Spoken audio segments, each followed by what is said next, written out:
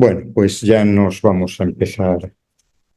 Después de la clase pasada en la que hicimos esta introducción de la... ¿Me oyes, Kimberly? Sí, sí se oye. Un momento, que es la única con la que puedo hacer la comprobación de voz y también ver, ¿no? ¿Todo bien? Para luego Sí, grabarse. sí, Gracias. todo bien. Bien, decía que después de la introducción que vimos la semana pasada desde Freud, que nos hizo Silvia de manera ahí, pues, condensada, porque vimos toda la producción de Freud en una hora o poco más, pues hoy vamos a continuar introduciéndonos en la angustia, pero ya con respecto al trabajo, a la enseñanza de Lacan. Lo que tenía aquí anotado, que no estaría mal, detenernos un momento en la bibliografía fundamental. Al menos se han anotado 4 textos de los que ella habló en el recorrido que hicimos de Sigmund Freud, de la primera a la segunda teoría, es decir, toda su concepción teórica con respecto al concepto de angustia. Por orden cronológico, empezamos por la etapa preanalítica, la neurastenia y la neurosis de angustia, eso de lo que mencionaste, hay otros.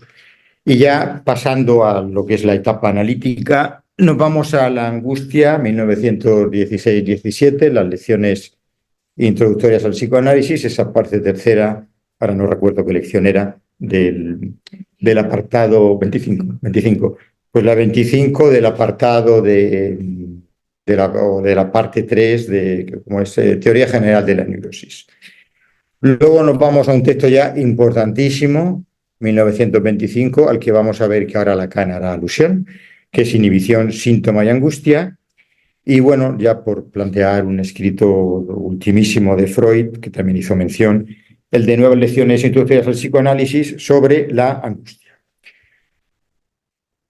Como nos hacemos cargo del grado de complejidad de este concepto, algunas cosas que me vais comentando, digamos, en privado, pues no está de más, en relación a lo que vimos, hacer un resumen sobre esa condensación. Simplemente anotar algunas cosas para arrancar desde ahí con la... Voy a ir a la lectura de las anotaciones que yo mismo me he hecho. Bueno, en la primera teoría de la angustia, volviendo a los textos de referencia de la bibliografía que he dicho, pues ahí vemos que en ese periodo preanalítico, es decir, cuando todavía el concepto de inconsciente no estaba constituido como tal, haciendo un desarrollo, si queréis, histórico que he puesto aquí en la pizarra, me dicen que no se ve, igual luego haré alguna composición y la pondré ahí en el vídeo, haciendo un desarrollo histórico de manera particular sobre el concepto de la neurosis. Freud va a diferenciar lo que son las psiconeurosis de las neurosis actuales. Aunque me eche a un lado, creo que no se ve muy bien, pero no preocuparos porque lo pasaré.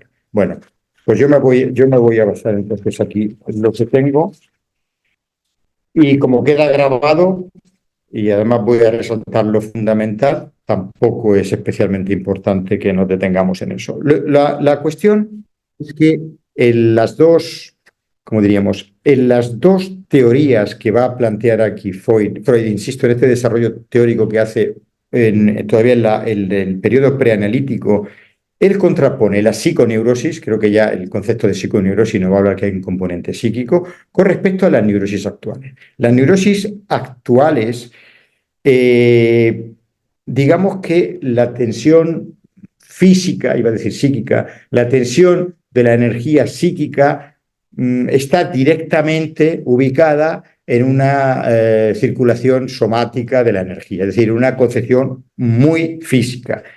En la psiconeurosis, evidentemente, ya hay una característica, un componente psíquico, y casi podríamos considerarlas, partiendo de la definición general de neurosis, como ya afecciones psicógenas, cuyos trastornos psicopatológicos tienen una relación simbólica con respecto al conflicto psíquico, que siempre es de origen infantil. Pero lo que quiero decir es que en un primer comienzo de la neurosis, hablando de la neurosis, voy a seguir aquí, de la neurosis de angustia, de la neurastenia, incluso pone también la hipocondría en un momento inicial. Con la hipocondría no nos vamos a meter, nos vamos a centrar en que, fijaos que ya aparece el término angustia.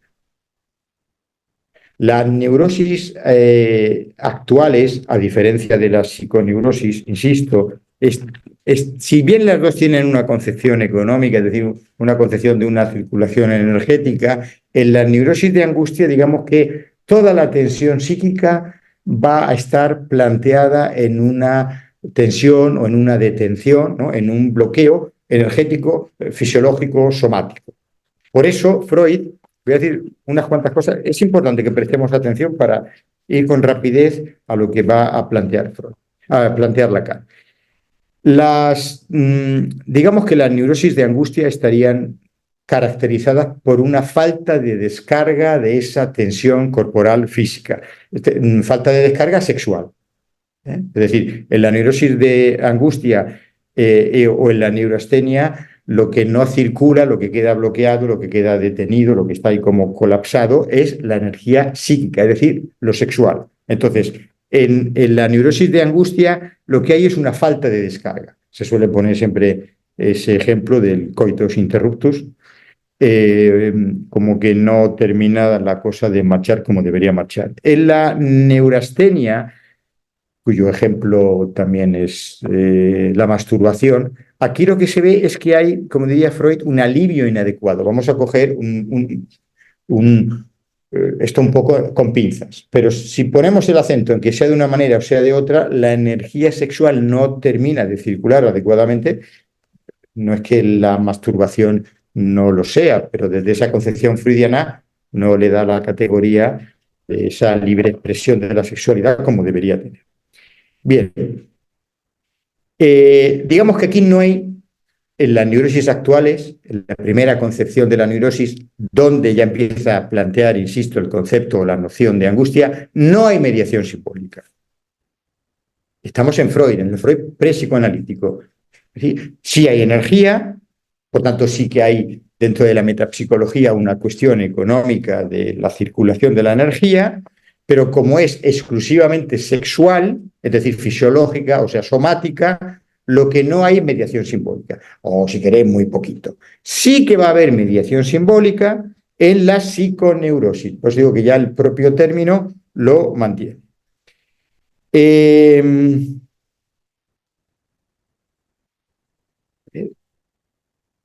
Bueno, aquí sería un poco redundir o recordar que en el acto psíquico que ya planteaba Freud están solapados lo que sería la representación y el afecto. El afecto es lo que va a quedar bloqueado y la representación en general, acordaros, siempre se va a ir a lo inconsciente. Estamos en el método catártico. Para ir un poco deprisa, si empezáramos a concluir, he empezado por la primera concepción de la angustia de Freud y confrontarla con la segunda teoría de la angustia, diríamos que en la primera concepción de la teoría de la angustia hay un exceso de energía sexual. Digamos que lo pulsional no anda convenientemente. Sin embargo, ya damos un salto a la segunda y última teoría de la angustia de Freud, ya en los textos que he mencionado mucho más contemporáneos. La angustia va a ser una señal. Esto creo que se encargó ahí Silvia de explicarlo bien. Una señal que va a indicar al yo la manera de un peligro, es decir, le va a avisar de un peligro. Esto dicho así, si uno no se detiene, uno acaba de introducirse en este campo de la teoría del inconsciente, igual no le ve las implicaciones o los corollarios clínicos, que es ahora lo que yo voy a ir detenidamente, porque también me lo habéis pedido, desmenuzándolos, siempre sin perder de vista que ahora vamos a pisar el acelerador cuando vayamos a la cara. Me parece que Silvia lo puso ahí. En la primera teoría de la angustia, la represión es lo que produce la angustia. Y la represión siempre, como sabéis, tiene que ver con una cuestión de índole sexual, que es la que produce el conflicto, un tema de características molares, es decir, que por esa represión nos angustiamos. Luego, fijaos si es fácil y a la vez complejo el cambiar el punto de vista. Va a ser en la segunda teoría de la angustia, que es la angustia lo que produce la represión, porque la angustia es primera. Es decir, aquí la angustia es causa.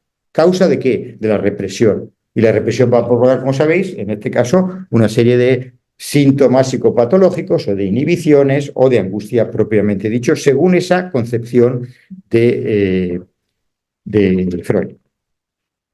Quería aquí complementar algo más y para no perder el hilo con lo que había. Bueno, lo que tenía ya anotado con respecto a esto. Vamos a hacer una cosa, si os parece. Yo voy a soltar todo este discurso y luego, antes de entrar en la lectura de los textos, si queréis hacer alguna intervención y eso, porque si no se nos va como otras veces el tiempo. Bien, entonces, para ejemplificar más esta distinción, vamos otra vez atrás, ahí sí que ya en el comienzo de la etapa analítica, con respecto al sueño de angustia. Recordamos, o para los que está por primera vez, informamos de que el sueño de angustia es una de las piedras que encuentra en el camino de su tesis Sigmund Freud, porque parecía que iba a romper el pacto, el marco del equilibrio, porque para soñar necesitábamos ese descanso, ese reposo. Freud lo va a resolver, para tampoco extenderme mucho más, de una manera, diría que casi radical, bien argumentada por él, pero no deja de tener una radicalidad teórica, y es que el sueño de angustia va a tener que ver más con la angustia como concepto que no con el sueño como tal. Muy rápidamente, él ahí nos pone en 1900 estamos, un sueño de los 7, 8 años, que se dice, o sea, conocemos como el tema del pico de pájaro, por una serie de personajes que rondaban a la madre y que la llevaban a un cuarto donde ella se tumbaba en el lecho y digamos que su rostro, tal y como lo dice Freud, tenía una expresión serena, plácida y dormida. Claro, esto tratando de analizar los sueños, el deseo, ¿no? Toda la cuestión edípica, por tanto reprimida y por consiguiente infantil, y en consecuencia de índole sexual, es decir, edípica. La cuestión es que, ¿por qué en esa expresión serena y es un sueño de angustia, Freud se despierta gritando, llorando, es decir, como tal, se despierta angustiado? Se tomará un tiempo para hacer la interpretación correspondiente de Freud, ya en la segunda teoría de la angustia, prácticamente 3 décadas después. Y entonces lo que él nos viene a decir también de manera muy resumida es que en la expresión vulgar del coito, dentro del idioma alemán, coito y pájaro pues están relacionados.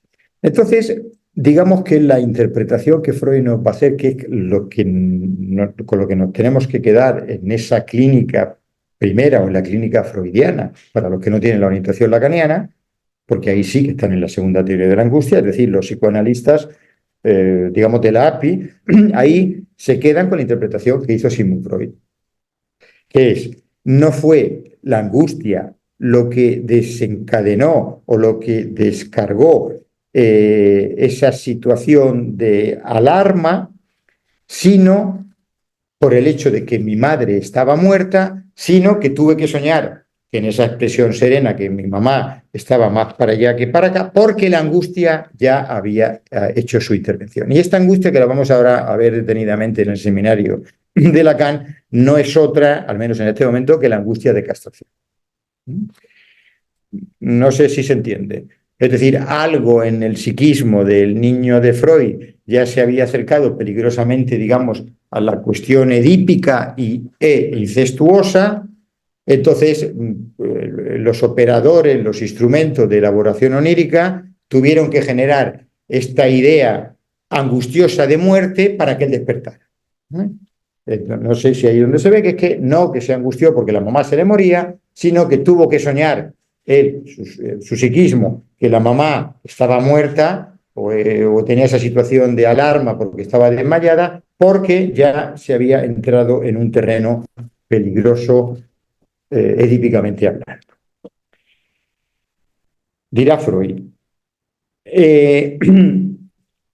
no fue que la angustia se desencadenó por darme cuenta que mi madre estaba muerta, sino que soñé que mi madre estaba muerta para despertarme porque ya había sentido la angustia, es decir, ya había sentido la alarma sexual.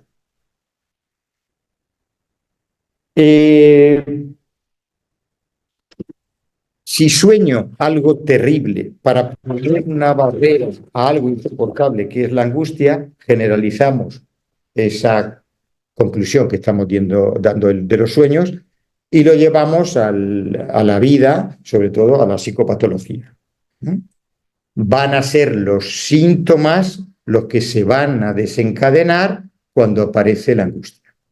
No que me angustio, que me tenso, que me estreso, que me pongo ansioso debido a mis inhibiciones, a mis síntomas. Esto si acaso luego nos detenemos, pero es importantísimo el giro que hace. De hecho, voy a leer aquí lo que tenía apuntado como para puntualizarlo más. No son los síntomas los que producen la angustia, sino que es la angustia la que produce el síntoma. Si nos planteáramos, creo que se planteó también en la última clase, ¿qué es la angustia? Pues vamos a dedicarnos a verla desde el psicoanálisis moderno lacaniano, pero para decir algo de alguna cosa que también se planteó, en 2 palabras, estado afectivo. Evidentemente, luego vamos a seguir interrogándonos qué es ese estado afectivo, pero ya estamos diciendo bastante.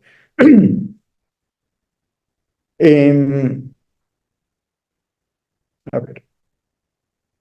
Bueno, aquí Freud va a considerar un grave error hacer sinónimos los términos, vamos a poner entre comillas, nervioso y angustiado. El estado afectivo, nos va a decir en este texto, va a presentar la misma estructura que las crisis de histeria, que no de angustia. Pero ahora no voy a seguir ese desarrollo argumentativo porque nos quedamos en Freud. Digamos que la angustia, similar a la histeria, va a tener una reminiscencia a modo de residuo de algo incómodo, de algo bastante insoportable para el sujeto. Pero también Freud va a dedicarse a diferenciar lo que es, vuelvo a poner comillas para no entrar en una definición técnica, lo que es el miedo de lo que es el susto. Entonces, si no es lo mismo estar angustiado que estar nervioso, tampoco es lo mismo estar aterrorizado, tener miedo a sentir un susto.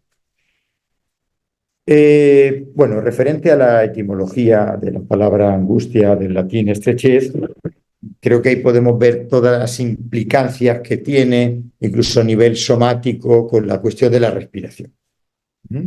Entonces, una persona que padece una crisis de angustia o de pánico y demás, uno de los síntomas fijos que tendrá, pues es la parte del dolor en el pecho, la respiración anómala o la falta de respiración y a veces el sentimiento de que se está ahogando porque no puede respirar.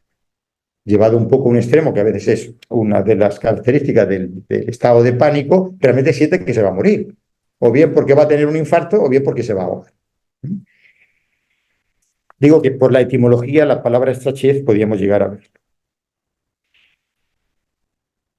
Freud nos va a decir, y esto Lacan también lo va a resaltar, digamos, por el grado en particular de complejidad de este concepto, es decir, del término angustia, que a la angustia hemos de considerarla, dirá Freud, una expresión textual de él, una moneda corriente de cambio, donde se pueden intercambiar toda una serie de somatizaciones o de conexiones afectivas en los determinados cuadros sintomatológicos.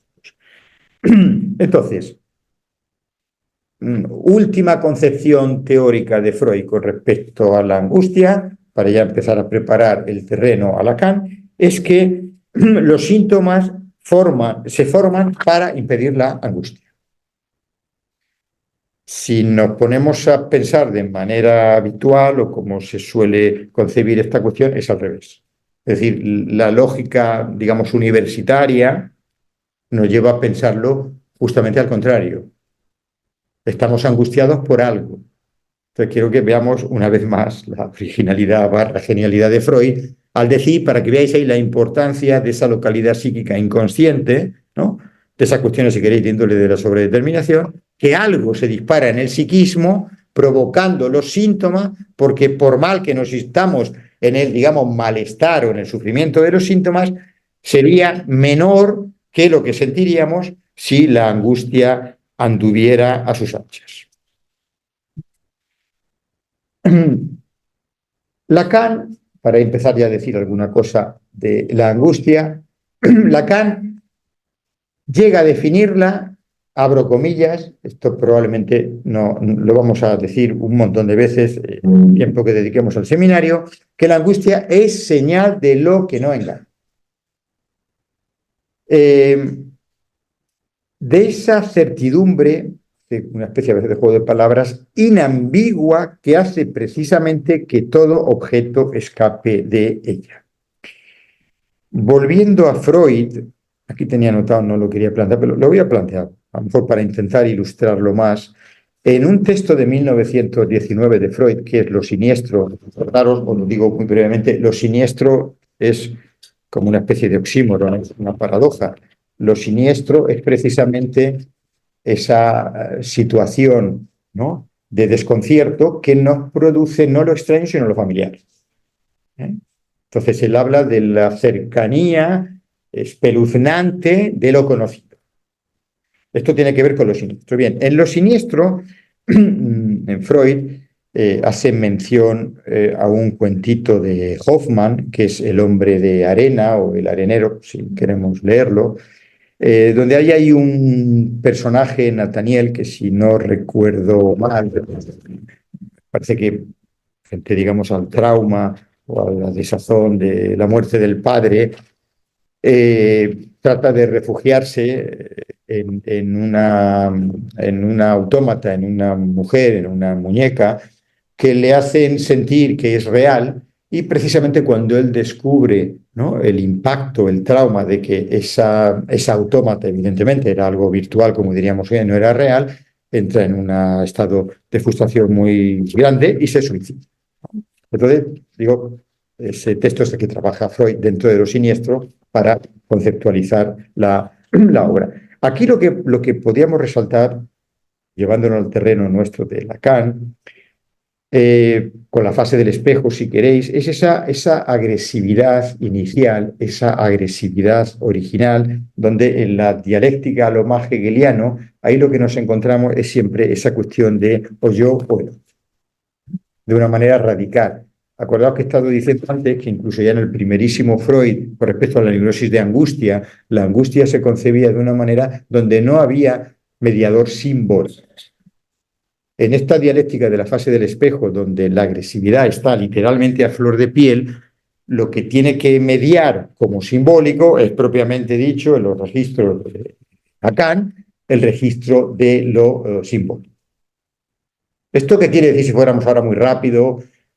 De verdad que de manera quizá un poco simple, pues que al sujeto angustiado hay que hacerle hablar o hay que ponerle palabras, ¿no? ¿Por qué? Porque hay una dificultad de simbolización, es decir, hay una dificultad del lenguaje. Así como el histérico o la histérica te van a contar un montón de historias y de cuentos, no va a ser así en la persona que se angustia. Y ahí aprovecho para plantear, que no son todos los psicoanalistas del campo, o no cuando yo he dedicado a estas cosas, pero creo que ahora tampoco. Ahí se diferencia de que, aun el histérico o la histérica, pero propiamente dicho, son trastornos o afecciones funcionales, lo psicosomático propiamente dicho, en el sentido de la lesión, de la estructura, tiene que ver con una enorme dificultad de simbolización, es decir, hay muy poco del registro de lo simbólico. Dicho de otra manera, hay mucha agresividad contenida. De ahí que, como iremos viendo, Lacan, y esto es otra exclusividad de él, nos va a plantear a los clínicos, a los psicoanalistas, que sería conveniente, cuando un sujeto esté bien diagnosticado como de angustia, plantear una manera diferente de abordar el encuadre clínico. Es decir, por resumirlo de una manera, a lo mejor apurando un poco los términos, habría una clínica del significante y habría una clínica de la angustia. Al menos mientras el sujeto esté propiamente dicho angustiado. Más adelante igual no te tendremos. Bien. También Lacan nos va a decir que va a haber una función límite entre lo real y lo simbólico, hablando de la angustia, ¿no? Y volviendo a Freud para ver cómo él lo confrontaba, pues que la libido no descargada se transforma directamente en angustia, primera teoría de la angustia, y que la represión es anterior a, a la angustia, sería parte de esa primera teoría de la angustia, y sin embargo todo lo contrario, que la angustia es fundante, que la angustia es la que provoca los síntomas. Ya en Freud está dando esa categoría especial que luego va a coger Lacan como relevo para, si queréis, rizar el rizo que ya había planteado Freud, diciendo que la angustia es siempre angustia de castración. Luego tiro ahí alguna caña un poquito adelantada, una caña de pescar, pero vais a ver que esa castración y el deseo lo vamos a hacer bastante seno.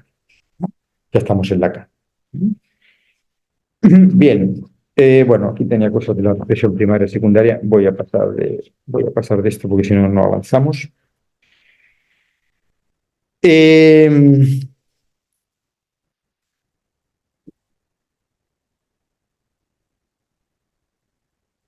Pregunta. sí. Me quedé. No.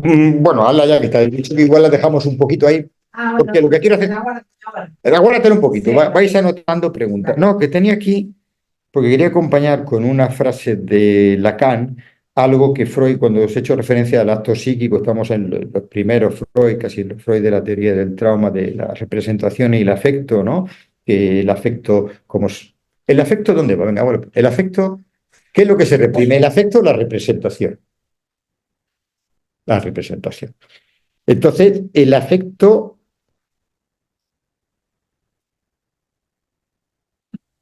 dónde va? ¿Al consciente o al inconsciente?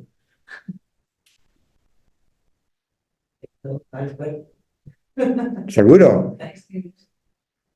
Bueno, así, la representación va al inconsciente y el afecto es lo que va a quedar bloqueado. Es decir, el afecto es lo que tenemos que ver en la circulación económica. Fijaos lo que nos va a decir Lacan, cogiendo, insisto, el guante de Freud todo el rato, o bastante a menudo al principio del seminario. En el seminario de la angustia nos dirá, abro comillas, diré, al igual que Freud, que el afecto es, fijaos la riqueza también de vocabulario que tiene Lacan, es desarrumado, que va a la deriva, se lo encuentra desplazado, loco, invertido, metabolizado, pero no está reprimido. Eso lo tenemos claro. Vale. Bueno, os iba a decir aquí muy brevemente las formas clínicas de la histeria. Si queréis lo decir vosotros. En la histeria, pero con vos que eso salga. En la histeria, la neurosis obsesiva, y metemos también la fobia dentro de las tres posiciones de la neurosis. ¿Cuál es el destino del afecto? Y si queréis también de la representación. Brevemente, en un par de frases. ¿Qué pasa en la histeria? Con el afecto y con la representación. Venga, os escucho rápido. Venga, uno tú, Marta, otro tú, Silvia. Claro, está claro que están separados. Y que acordaos que en la propia teoría del trauma lo que se trataba era de dar expresión verbal a ellos y poder juntar, que hoy tiene una lógica, ¿no? Poder poner algo del afecto, de la emoción, del sentimiento en lo reprimido.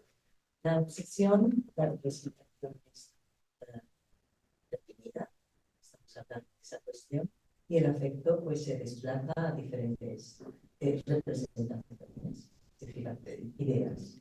Claro. ¿No? Es una cuestión Claro. de articulaciones de ideas, entonces ese afecto se va a mover y se va a poner en otro lugar, en otra. Exacto. Va a haber un desplazamiento del afecto y además acordaos esta expresión que utilizaba Freud al principio, que era falso, que además es muy, creo que ilustrativo, falso enlace, ¿no? Donde todo se va a desplazar a escenas que por incómodas que tuvieran que ser, digamos, eludían en ese momento la cuestión conflictiva de índole sexual, que es la que manejaba Freud. ¿Qué pasa en la histeria? ¿Qué le pasa al afecto en la histeria y qué le pasa a la representación en la histeria? Venga, Silvia, te toca. ¿Pero qué va al cuerpo? Porque el afecto la representa. Queda alzada en el consciente, freudiano, Claro, y el acto. claro. Es decir, si cogemos, digamos, esta rutina, las representaciones en este modelo, ¿no? En esta matriz más original, más inicial de Freud, las representaciones siempre van al inconsciente. Lo que tenemos que pesquisar es el paradero del afecto. Entonces, a través del mecanismo de conversión, en la histeria, como sabéis, se somatiza. A través de un desplazamiento psíquico en la obsesión, como ha dicho Marta, pues lleva a otras ideas y otros falsos enlaces. ¿Qué pasa en la fobia? Se transmuta el afecto Y la representación.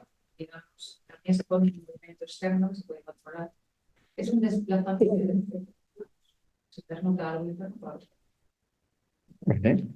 Bueno, vamos ya entrando en materia más lacaniana. Hemos dicho que Lacan nos planteaba que la angustia es un afecto, y además un afecto particular, porque es un afecto que no engaña. Igual lo que estáis introduciéndoos, dais esto un poco por bueno, porque ya digo que vais a incluso a hartar de oírlo decir, porque son otro de los axiomas freudianos, igual no más conocidos, pero sí luego muy conocidos cuando uno empieza a introducirse en el campo. Otra expresión, otro axioma lacaniano derivado de esto, ahora voy a ir diciendo varios, porque ya estamos entrando en el seminario de la angustia, es que la angustia, además de ser señal de lo que no engaña, es señal de lo real. No es la primera vez que Lacan introduce este otro registro de lo real, lo viene haciendo prácticamente de los primeros seminarios. Pero cada vez que también nos suene más lo real, ¿no? Ya que dentro de nada vamos a empezar aquí en este seminario a hablar del objeto A, entonces digo, el registro de lo... ¿Por qué entendemos por real? Si alguien dice así deberíamos, pues lo que no es simbolizable y lo que no es imaginarizable. De entrada está bien, porque hay que trabajar eso. Entonces digo, también la angustia es señal de lo real. Ahora podríamos decir, a modo de pregunta, entonces ¿lo real no engaña? ¿Qué os parece? Si establecemos una... Lo real no engaña. Lo real no engaña. Los planetas no hablan, ¿recordáis? ¿Sí o sí? Eso no engaña. Está en el silencio. Humanizándolo. Bien. No engaña, pero es difícil de... al no ser simbolizable, o sea, no lo puedes definir.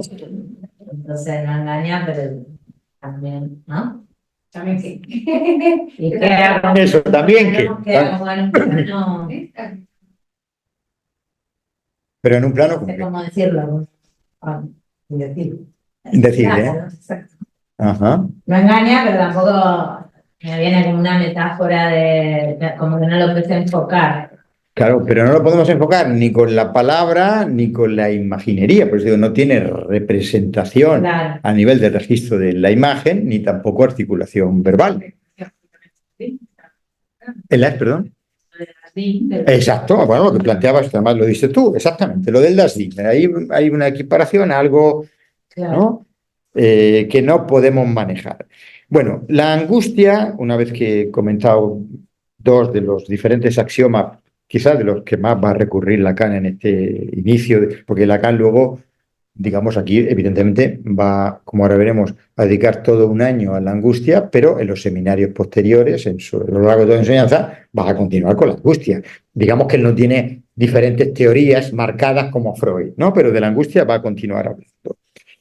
La angustia, ya de entrada, aparte de lo que he dicho, empieza a relacionarla, digamos, con tres conceptos. El objeto A, dicho por Lacan, él considera que es el único invento que él aportó al psicoanálisis. Si lo dice, lo que dice que el objeto A es algo muy importante, cuando sabemos la originalidad de Lacan en muchas cosas. Pero él dice, algo he inventado, lo único es el objeto A. Entonces, la angustia va a empezar a relacionarla, también hablaremos del objeto A partir de ahora, como se dice, largo y tendido, por una parte con el objeto A, por otro con el falo, del que ya hemos hablado, quizá en las distinciones de lo imaginario y lo simbólico, y con el fantasma. Del fantasma, al menos la fórmula la hemos puesto y alguna cosa hemos dicho. José, Sí, el otro día dijo Marta, ¿no? Que era, si no me equivoco, dijo que eso era, la angustia venía producido como por un trastorno de pánico, ¿no? ¿Puede ser el miedo que lo detona? Un poco lo que dices. Defiéndase, Marta. No, No, no lo digo. No lo recuerdo. ¿Qué dijiste al respecto? Porque Hombre, se me quedó en la cabeza, Pórtate bien eso. con la compañera, por favor. No, pero sí que recuerdo que en la clase se habló de, porque creo que José puso el ejemplo de las torres gemelas, ¿no? Como un estado de shock podía relacionarse con Luciano. Exacto. Más allá de eso, no sé. Vale.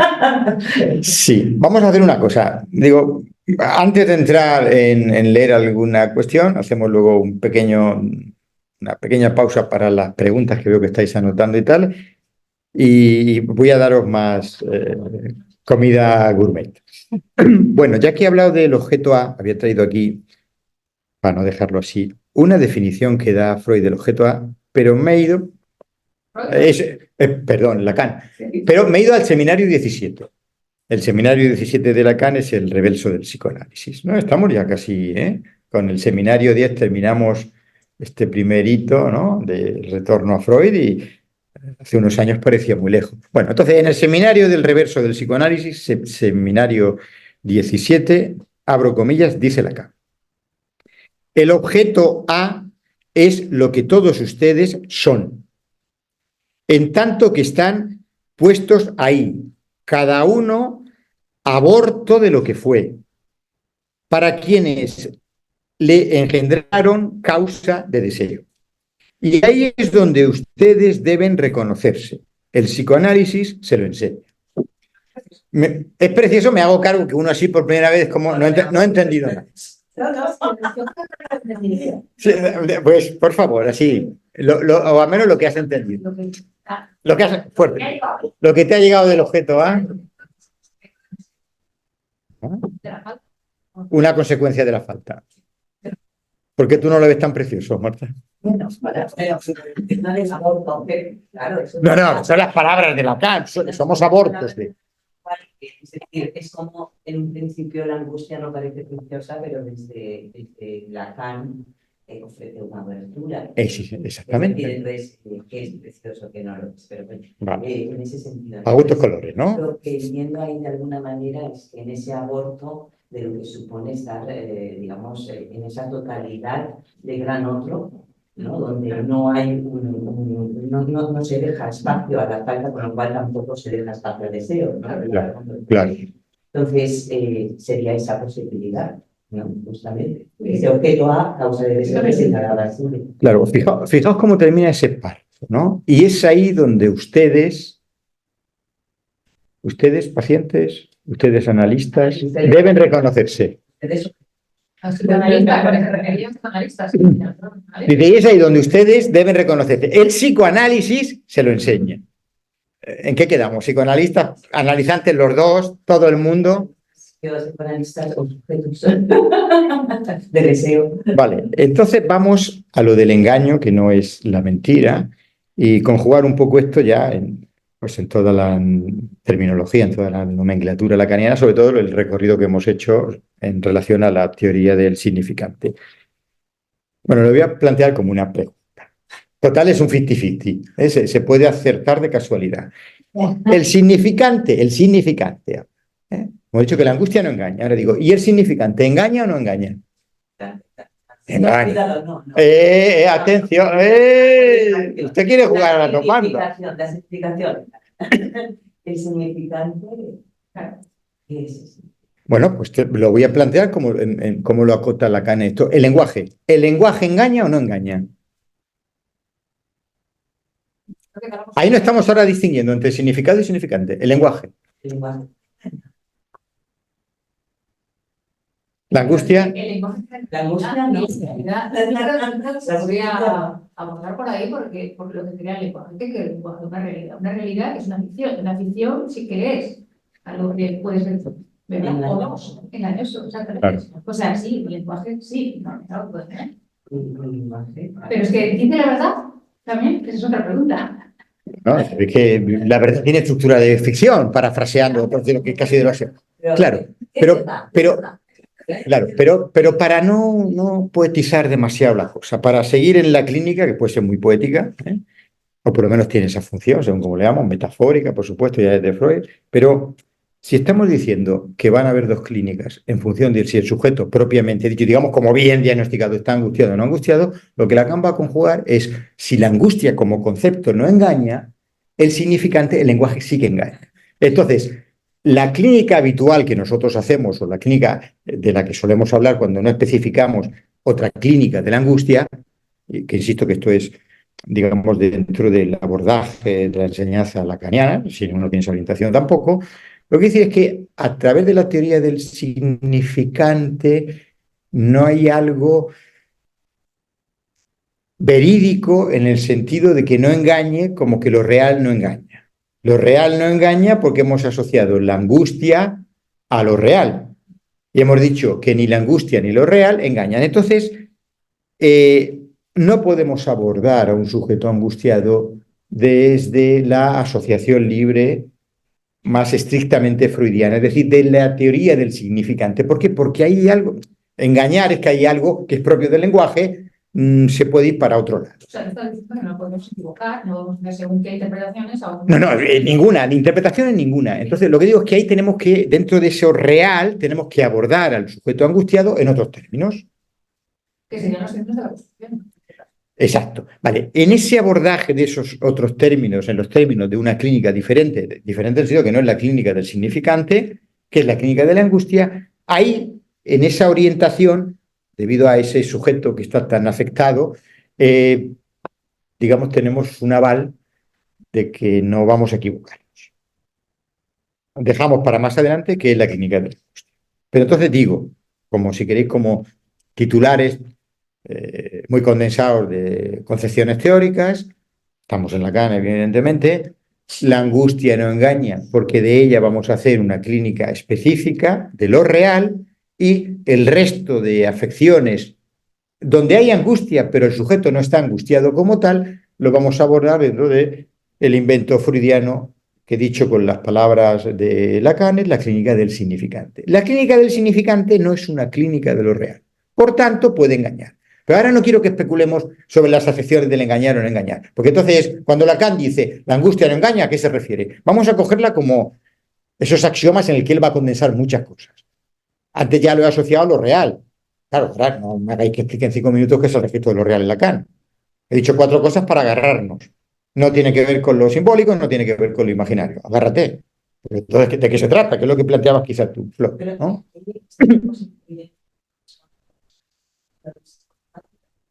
Las que afectan al cuerpo, las que fuera del cuerpo. Bueno, si hablamos de afecciones psicosomáticas como trastornos psicosomáticos propiamente dicho, una úlcera péptica, un asma bronquial. Enfermedades a lo mejor que, digamos, se están empezando, digamos, a considerar, ¿no? Como podría ser, no sé, un cáncer o... Pero eso sería, si le damos esa categoría, propiamente dicho, trastornos psicosomáticos importantes.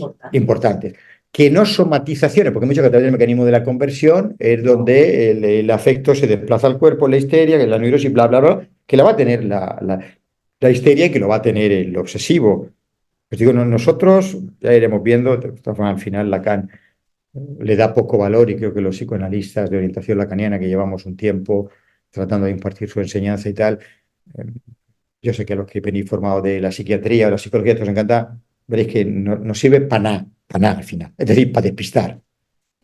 El categorizar a nivel diagnóstico. Entonces digo, la angustia está en todo. Ahora, si decimos que hay algo de la angustia que tiene que ver con lo real, y estamos diciendo que dentro de una de las categorizaciones de las estructuras clínicas, que podría ser la cuarta, digo que está, no todos los psicoanalistas, o pues creo que no hay ese consenso, sí que hay un consenso en neurosis, psicosis y perversión, una cuarta categoría serían los trastornos psicosomáticos, pero esos trastornos psicosomáticos no son los que vimos en la histeria.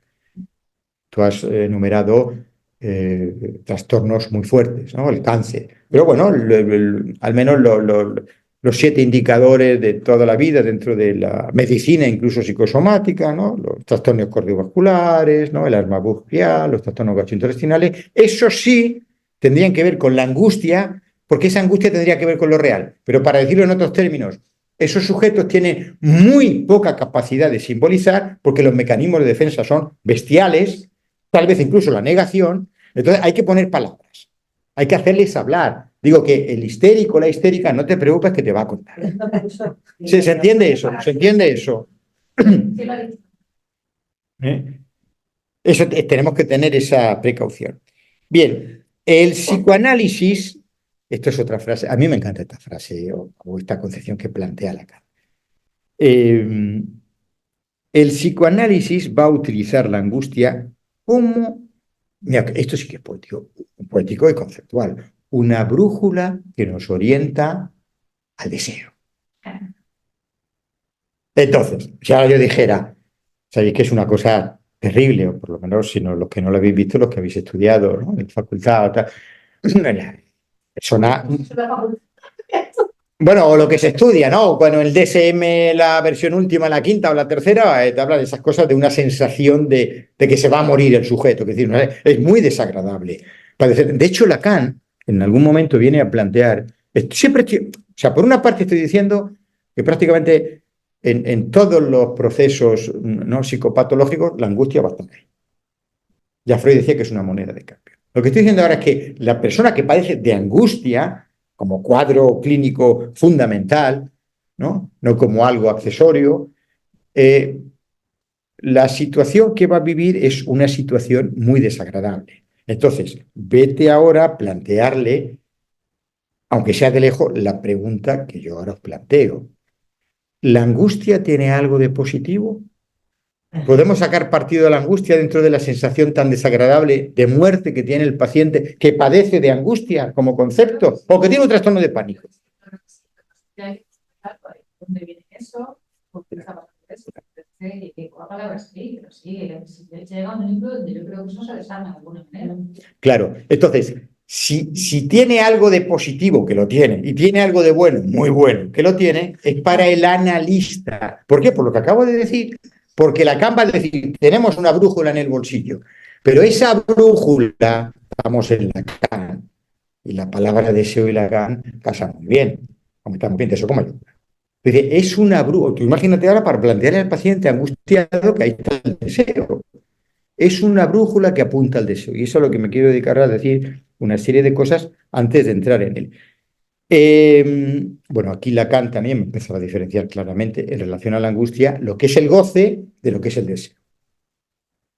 Venga, alguna frase esta vez que digáis vosotros del goce. Vale, ¿qué es el goce? Venga, alguna frase. Hemos dicho, lo real es, bla, bla, ya lo hemos dicho. Lo que no es simbolizable, ¿qué es el goce? La libra de carne. Yo me enrollaría en una versión aquí. No, dos frases. No, sí, tenemos que lo vamos a hacer. Vale, entonces, podéis entender que Lacan lo va a contraponer, es decir, por una parte el camino nos lleva al goce y por otra parte, en esa especie de bifurcación de caminos, encrucijada, nos lleva al deseo. Y bueno, va a decir que la angustia no es que esté en medio, pero que va a estar por ahí. Bien, digo algunas cosas más.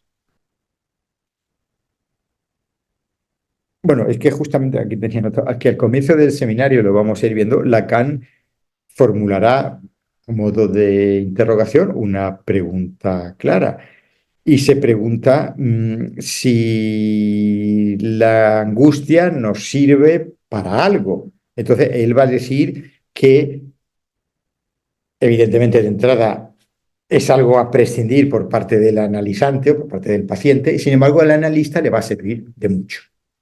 La angustia como concepto. Pero Lacan, en relación al analista y respecto a la pregunta, a lo freudiano que él mismo se formula, y la angustia le puede servir para algo, al menos al analista, y él dice, ¿y por qué no? Luego va a desarrollar que es la brújula del deseo. Si entramos en estas concepciones, veremos que esto no tiene nada que ver con los paradigmas de la medicina / psiquiatría y la psicología. Estamos en otra película totalmente distinta. Lo digo porque lo que se trata del síntoma, incluso con angustia, es evidentemente de extirparlo, de sacarlo del sujeto. Cuando aquí estamos diciendo que es esa moneda de cambio que, bien manejada por el analista, nos va a servir para un psicoanálisis de esa persona que hace síntomas psicopatológicos. ¿Por qué? Porque ahí, en su mundo interno, por decirlo de esta manera, está el deseo. Pero está el deseo ultra mega enterrado. ¿Qué deseo? Vamos a empezar por el sueño de Sigmund Freud de chiquitito, de los picos de pájaro y todo esto. ¿Qué deseo? Siguiendo la tesis del propio Sigmund Freud de los sueños, podía haber si un sujeto, en este caso Freud niño, se despierta angustiado. Como dice, bueno, doctor, vamos a ver el deseo. ¿Perdón? Si no puedo ni respirar, ¿qué deseo? Déjate, deseo sexual, nada. Entonces, ahí lo que tenemos que ver es que sí, que ese deseo apunta a algo prohibitivo. Pero es que en Lacan no va a estar tan clara esa cuestión de que el deseo sea el edípico. Esto lo venimos viendo hace mucho. Que no es lo sexual y por tanto hay que reprimirlo. Estaríamos en las teorías casi freudianas, ¿no? Con todo lo complejo e innovador que fue. Es decir, no hay algo de índole sexual / moral que activa el mecanismo de represión y entonces lo que siento es angustia por el conflicto psíquico siempre de telón de fondo de índole sexual. Sigo un poco más.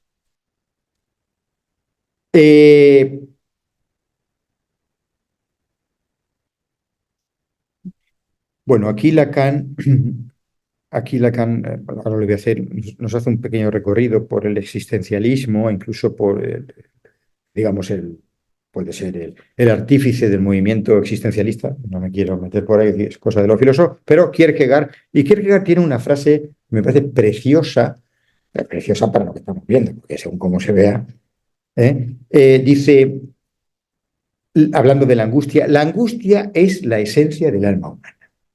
Fijaos qué forma de normalizarlo, de darle al ser humano esa característica. Claro, estamos hablando de la angustia psicopatológica. Es decir, no estamos hablando de angustiarnos de la angustia.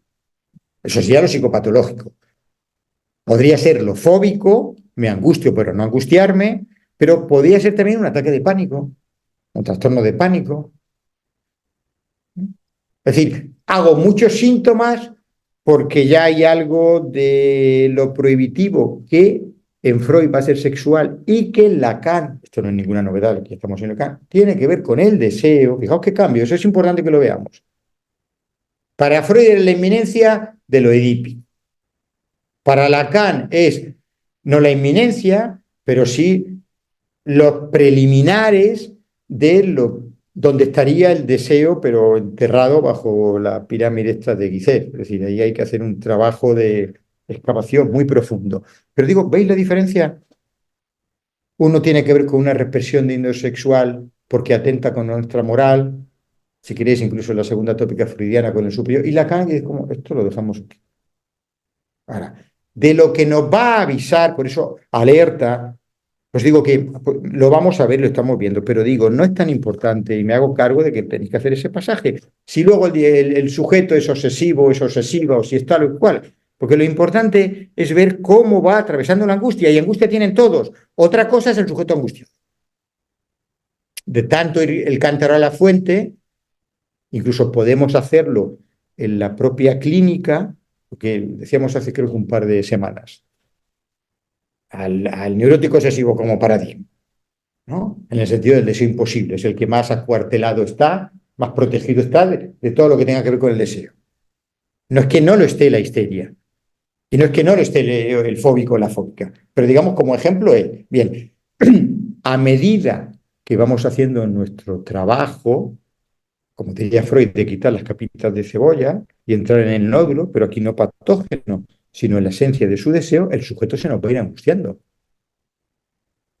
Es decir, viene con una cortina de humo, que son, por hacerlo así más estandarizado, lo que estudiamos en la Facultad de Psicología, los rituales, los ceremoniales, ¿no? Antes la ablación, el lavado de manos, ¿no? El comprobar la espita del gas cuando antes había gas en la ciudad, el mirar debajo de la cama, o sea, todo eso es la cortina de humo. Ahora, fijaos lo que estamos diciendo. Nosotros tenemos que atravesar la cortina de humo y hacer que sea consciente esto no quiere saber nada, incluso si le dices algo de deseo, yo no tengo problemas con el deseo. Yo me he ido aquí porque es un sinvivir la ansiedad que me produce el estar pendiente así por la noche me tocan a la puerta y me la abren o no. Te va a argumentar de mil maneras. El fallo del analista joven será discutir con él. ¿Pero por qué? Porque nosotros llevamos muchos pasos por adelantado. Entonces digo, se va a producir una situación que tenemos que manejar, por plantearlo de esta manera, con astucia. Tenemos que ir desangustiándole de los síntomas como cortina de humo y produciéndole otra cuestión de la angustia que veremos como concepto, porque esa angustia apunta al deseo. Pero cada sujeto es un mundo. Y hay que ver en ese mundo subjetivo cómo está al principio de un análisis y a medio análisis. Es decir, que la angustia siempre va a estar. Y que si se nos angustia demasiado o vuelve a protegerse los síntomas, es lo más habitual, o interrumpe el tratamiento. O interrumpe el tratamiento. Es decir, eso lo tenemos que concebir, pero nosotros como analistas, nos contratan para eso, tenemos que seguir haciendo nuestra labor de psicoanalistas. Es decir, no tenemos que ponernos del lado de las resistencias del paciente y temer decirle cualquier cosa durante mucho tiempo por si se va. Pero digo que eso es una práctica, eso se va adquiriendo. Lo que quiere decir es que la angustia está ahí todo el rato y, insisto, Lacan la va a plantear en este sentido, en estos términos, como positiva o como conveniente, porque, insisto, al psicoanalista, vamos a sin forzar los términos. Si un sujeto está angustiado, es porque ya ha catado, vamos a decirlo así coloquialmente, ha catado algo del deseo. Ni que lo mates probablemente, o por darte la razón, sí, pensará, este hombre, esta mujer no entiende nada. Y lo que me pasa es que no respiro, no sé, me traen mil cosas. Pero digo, lo que nosotros sabemos que si ya está muy angustiado es que el sueño de Freud, algo le ha pasado por ahí, pero ese algo no es mi mamá está muerta, no es a mi mamá unos tipos le quieren hacer una cosa guarra, porque las vírgenes, la virgen es mi madre y las demás mujeres no son libertinas. Te digo, no es lo sexual, y quiero que pongamos ahí, que es la clínica que vais a hacer, sobre todo los que os estáis formando y los que ya estáis al menos formados para atender. Es el deseo del sujeto. Y ahí tenemos que respirar hondo, profundo, hacer un poco de mindfulness si es necesario antes, es decir, sosegar nuestra alma, la mente dejarla muy tranquila. ¿Por qué? Porque es todo un recorrido de la sesión psicoanalítica, de lo que va a ser el proceso de análisis del sujeto en particular. Llegar a su deseo. Porque la angustia en las diferentes estructuras clínicas, sobre todo el monto de angustia en las tres posiciones de la neurosis, que insisto, lo que más vamos a atender, es una manera de cómo soslayar la angustia. Porque Lacan no lo deja, no lo pone en bandeja. Angustia igual antesala del deseo. Insisto, no le queráis hacer ver al sujeto, no muy neurótico, que ahí hay deseo. Porque probablemente si es al principio no lo vais a angustiar. Quizá elegantemente lo vais a invitar a echarlo. O sea, él viene para que lo atendáis y vosotros le decís, uy, sí, me encanta atenderlo. Será más adelante. Es decir, si os precipitáis, si queréis interpretar ahí algo que ahí hay deseo.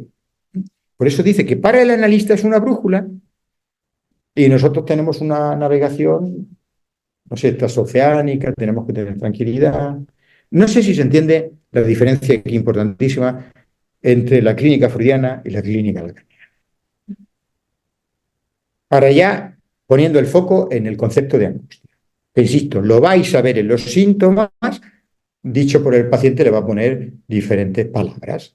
Entonces, no sé si creo que ahora también, pero no tanto. Tuvo su momento de esplendor el estrés. Claro, todo el mundo estresado. Igual es estrés y ansiedad, ¿no? Ahora, estrés como estrechez, como la etiología de la palabra angustia, bueno, hay una angostura, hay un estrechamiento, ¿eh?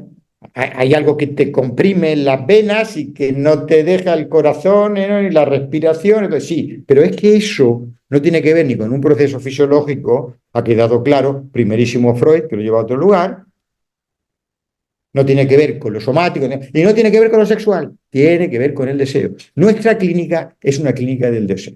Lacan lo va a decir en este seminario, lo va a poner, nuestra clínica es una clínica de la erotología.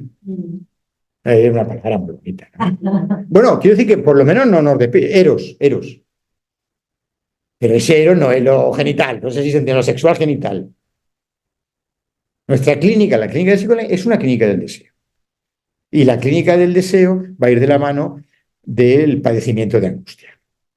Entonces, lo que va a hacer Lacan, aparte de hablar de la angustia, ¿no?, como esa moneda de cambio clínica, va a conceptualizar esta importantísima constructo teórico. ¿Alguna cosa más respecto a esto?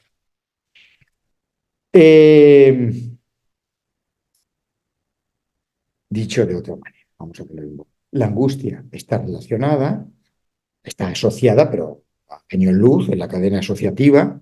La angustia está asociada a algo que tiene que ver con el deseo del sujeto. Y fijaos que estoy diciendo con el deseo del sujeto, no con lo que desea la persona que quiere no tener síntomas obsesivos, que no tener tortícolis, no tener insomnio, que no le duele la cabeza, que no le duele el alma. Pero tiene que ver ese dolor, estamos incluso en la segunda teoría de Freud, de que es que la angustia ha disparado eso. Ahora, dile tú a tu paciente, que sería puro terrorismo psicoanalítico, ¿no?, pero el más sofisticado, de que, bueno, pero sería que se angustiara de verdad y no esa angustia que padece. Entonces, creo que si te insulta, igual o lo merecéis, o lo merecéis, o lo merecéis. Ni tampoco fuera. Bien, entonces, también aquí hay que tener en cuenta, esto lo vamos a ir viendo más adelante, la cuestión de la angustia relacionada con el objeto. Lacan dice textualmente, con respecto a la angustia, que no es sin objeto. Esto parecería que es una contradicción incluso en Freud. Lo que pasa es que ese objeto, tenemos tiempo, a ver cómo lo diría, ese objeto no va a ser un objeto como los demás. Es decir, no va a ser el objeto de la demanda que colme la necesidad de la neurosis, por ejemplo. Entonces, Lacan dirá de que no es sin objeto la angustia. Pero todo lo que objetivamos como ponerle ahí un objeto, eso tiene que ver con, digamos, con la neurosis, para hacerlo fácil.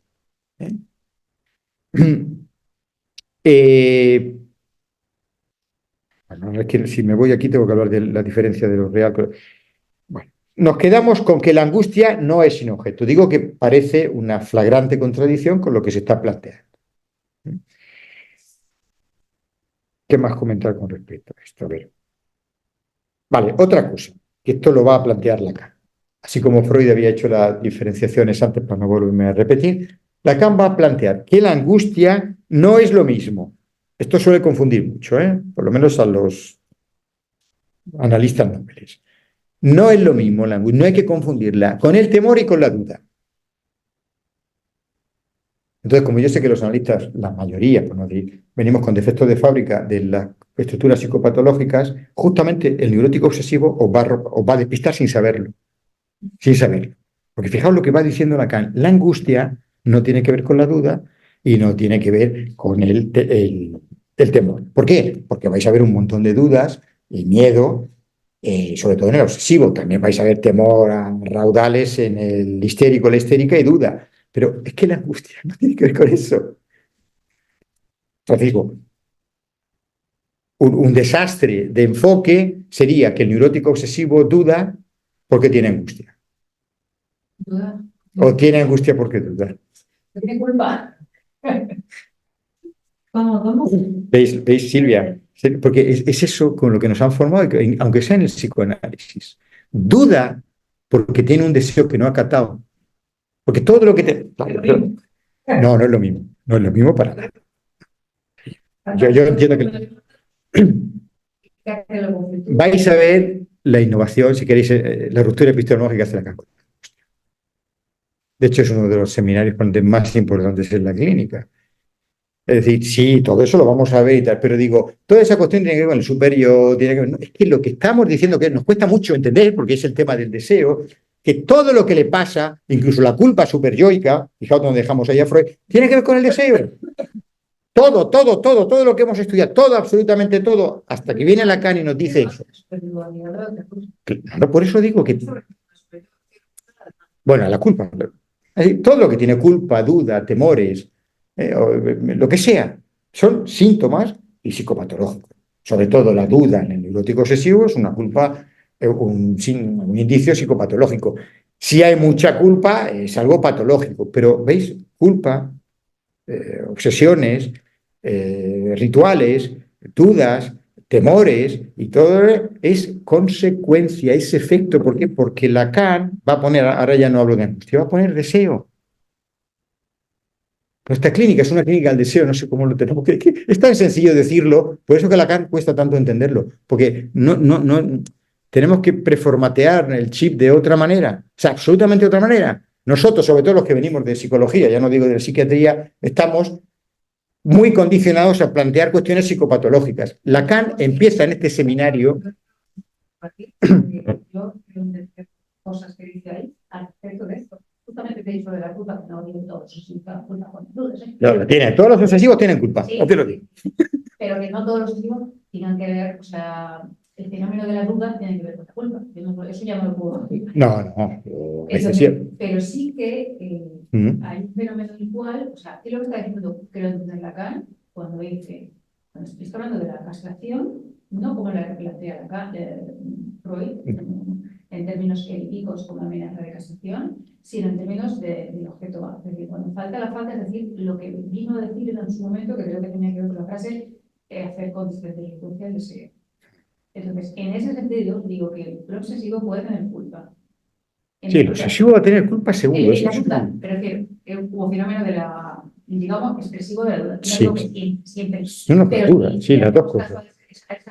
Esa línea teórica podría explicarse perfectamente ahí. Pero es síntoma, lo que te digo. O sea, el obsesivo seguro, además seguro y bastante abundante, tiene culpa y tiene duda. Lo que estamos planteando en eso que decías, que lo llevaste muy bien, de la castración. Aquí la castración no tiene que ver con me lo van a cortar, ¿no? Sino con el barramiento del otro. Es decir, vamos a plantearlo de esta manera. Vamos a hacerlo gráfico. Freud, incluso en el texto ese tan bonito de más allá del principio del placer, en esa cosa del Fordá, ¿no? De cómo el nene jugaba con ese juguetito de que la mamá se va, está, no está la mamá. O sea, Freud, el psicoanálisis, no lacaniano, no digo fuera del psicoanálisis, plantea que es la ausencia de la madre lo que le produce angustia, desazón, todo lo que queráis. Vamos a plantearlo en términos, hasta si queréis, kleinianos. Es la ausencia de la teta materna lo que le produce angustia. Esto a cualquier psicoanalista, claro, menos la orientación lacaniana, al menos que hayan entendido a Lacan. Fijaos lo que va a decir Lacan. Voy a coger el mismo. Es más bien recibida esa postura. Claro. No solo dentro del psicoanálisis. No, por eso digo, vale, pues ¿qué es lo que dice la... Vale, para ir hilvanando lo que estamos conversando ahora en el grupo. ¿Qué es lo que va a plantear Lacan? Y es una diferencia radical, que es todo el tema de conceptualizar la angustia. Vamos a decirlo de esa manera gráfica, es la presencia, ahí voy a poner invasiva, de la teta de la madre lo que la angustia. No. Si nosotros decimos claro es porque estamos ya a full metidos en Lacan. Entonces, vale, pero ahora, quítale esa presencia al neurótico, da igual ahora sí. No, también no, ya está angustiado por eso. Pero claro, muy inconscientemente, por decirlo de esa manera, digo para que veáis dónde está el deseo. ¿Por qué estamos hablando de la presencia de la madre y la teta? Porque frente a la inminencia y a la presencia del otro, aunque sea tranquilizante para el yo, ¿no? Para la conciencia, para el sujeto como sujeto del deseo, esa presencia es invasiva porque tapona la posibilidad de una falta que es la antesala del deseo. Vale, pero ahora digo, empieza el análisis del paciente donde probablemente lo va a vivir al revés una vez que empiece el análisis. Es decir, se va a ir angustiando a medida que le quitemos la teta de la madre. A ver. Lo es. ¿En qué sentido? Claro, pero es porque... Con la posibilidad de no depender de un otro de alguna manera. De no saber. Bueno, aquí... Pero no tienes la respuesta absoluta, no tienes la certeza de la vida, no tienes las soluciones. Esto es. Es decir, claro, pero además eso también desde el campo de la filosofía también es, claro, obviamente desde el existencialismo y demás, pero ese miedo a ser libres. Ah, Sí, sí, tal cual. ¿Qué es lo que se está planteando? claro. Aquí. Pero acuérdate en Sartre, no solo el miedo, es ¿no? por forzar un poco la frase, es la condena del ser humano, ¿no? Estamos condenados a ser libres. Pero Si Kierkegaard dice que la esencia del alma, Jean-Paul Sartre va a decir que el hombre está condenado a ser libre, es decir, a elegir, pero eso no significa que no le angustie. claro. Sí, que me hace sola. A ver. Y otro día pensaba, hostia, el tema este de la libertad, que a mí como que me recuerdo, porque escucho últimamente mucho, sobre todo en psicología, el tema este de hay que hacer que el sujeto sea autónomo, que no sabe qué, no sé qué, digo, autónomo, pero sí, autónomo no tiene nada que ver con la libertad, psicoanálisis, ¿verdad? O sea, autónomo no puede ser, es imposible. ¿No? Que me gustaría remarcarlo porque es algo que a mí me llama la atención porque luego lo izquierdas. Claro. Y eso me lo encuentro y es porque Otra movilidad que creo que tienen, digamos, todos los mensajes de superación, Sí, sí, o de, tal cual. digamos, de enseñanza El humanismo, es el humanismo. exactamente, ¿no? De cómo ser ideales, ¿no? Entonces, el problema es que además ponen aspiraciones que son ilógicas e incomprensibles y que te alejan y las unas se contradicen con las otras la mayoría de las veces, además. Es decir, que son impracticables Tal cual. y muy alejadas Y de la aún- realidad. Ya no sé si de la realidad. Te enferman. Ponemos a sujetos, lo que es canciones y lo cuentas a que tiene que hacer eso, de mandarlo todo de manera rosada y que responsable de su vida. Porque pobrecito. Y cuando está ahí, digamos, atrapado, claro, lo pone en coyunturas tremendas, porque por una parte es autónomo, pero por otra parte empatiza con todos. Entonces, Pero ahí es donde podemos ver que incluso los propios términos tienen significados a veces absolutamente diferentes, ¿no? El tema de la autonomía, que dice la Silvia, o el tema, ¿cómo es esto?, de la autoestima. Fijaos, según como Freud, mucha autoestima muy narcisista. Entonces, lo que decir que para nosotros, más allá de esa terminología, que no va a casar, el sujeto autónomo, el sujeto libre, es un sujeto del deseo, pero para eso tiene, volviendo a la libra de carne, para eso tendría que pagar una libra de carne, que no es cualquiera, que es castrar al otro materno, para hacerlo fácil. Eso es lo que va a angustiar fundamentalmente al neurótico. Y la relación de angustia y deseo, o sea, cuanto a veces es cuanto más lejos del deseo, más angustia, o a veces es cuanto más cerca del deseo, más angustia. Claro, no, Cuanto más cerca, porque tú fíjate que el neurótico, para empezar, el neurótico vive el deseo, su deseo, como una demanda. Eso va a empezar. O sea, primero tienes que hacerlo entrar en la lógica de que eso que se supone que el otro le demanda no es lo que el otro demanda, sino lo que él vive como una demanda. Y que tiene que ver con su deseo. Que es un deseo, lo dice la gran que el deseo es el deseo del otro, ¿no? Entonces hay que sacarle de ahí, que al fin y al cabo podemos verlo en los síntomas psicoanalíticos, ¿no? En la accionar del sufrimiento del sujeto o en la fantasmática que construimos. Y ahí puedes ver cómo de alguna manera su deseo está alienado al otro, que de alguna manera lo hace, tal vez lo explico. De alguna manera él siente que el otro le goza y eso lo vive como un sufrimiento, y lo que trata de hacer un poco es desconsistir, digamos, esas frases que lo hacen sufrir y que lo hacen estar atrapados en el ansia del otro. Pero entonces, a partir de ahí, que ya es angustiante, tiene que empezar a construir su deseo. Es decir, tiene que hacer un deseo, y no es que tenga que construir un anhelo. Yo quiero esto, quiero la zanahoria, quiero el pulponcito que va por zanahoria. No. Tiene que construir quién es, a dónde va, qué quiere hacer. Sin tener estas frases que... Pero cuando es un diagnóstico, digamos, de angustia, ¿no? Eso es angustia, eso es ¿Estar cerca o lejos del deseo? O cuando es angustia del proceso creativo. Claro. O sea, no son el mismo grado de... No. Claro, pero es que una tendría a... O sea, yo creo que cuando una persona, digamos, ha atravesado el fantasma, es decir, se ha alejado de esas frases que de alguna manera lo atrapaban en su vida y lo hacen estar sujeto al otro, ¿vale? Y de alguna manera ahí hay libertad. Y ahí puede producir creativamente sin sufrimiento. Es que yo creo que la diferencia es si está sufriendo o no está sufriendo, o si está padeciendo o no está padeciendo. Y porque su vida es padeciente, Está lejos del deseo. yo creo que sí. Yo, cuanto más padecimiento hay subjetivo, que no digo padecimiento, no se están más importantes, porque hay que ver cómo el pintor vive la pintura. Igual esto es un pinto que te cagas para pintar, tiene una edición de la hostia. Pero está cerca del liceo, de alguna forma. Pero es que hay, la cama de dos tipos de alguna manera, de desear. Una es sujeto al otro, es decir, alienado al otro, es decir, digamos, a través del fantasma, por ejemplo, me acuerdo que estoy aquí para explicarlo. Si yo soy la que cuido, voy a hacer una vida de eso. Entonces, si yo quiero pintar, siendo la que cuido, a ver, me va a salir.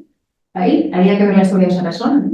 Pero si yo me libero de esas frases, que dan esa consistencia que dice Marta, que es al fin y al cabo una forma te da un ser, es un ser que es protésico, un ser que donde no estás, un ser que te impide ser libre. Porque la cuestión está en poder ser libre, y para eso tienes que liberarte de esas frases. La angustia de un artista que está liberado, digamos, o que es libre, tiene que ver con otra cosa. Yo ahí haría una matización. Es que no, digamos, pienso que a lo mejor la angustia de creación tenemos que sacarla de lo que es la angustia del ámbito clínico.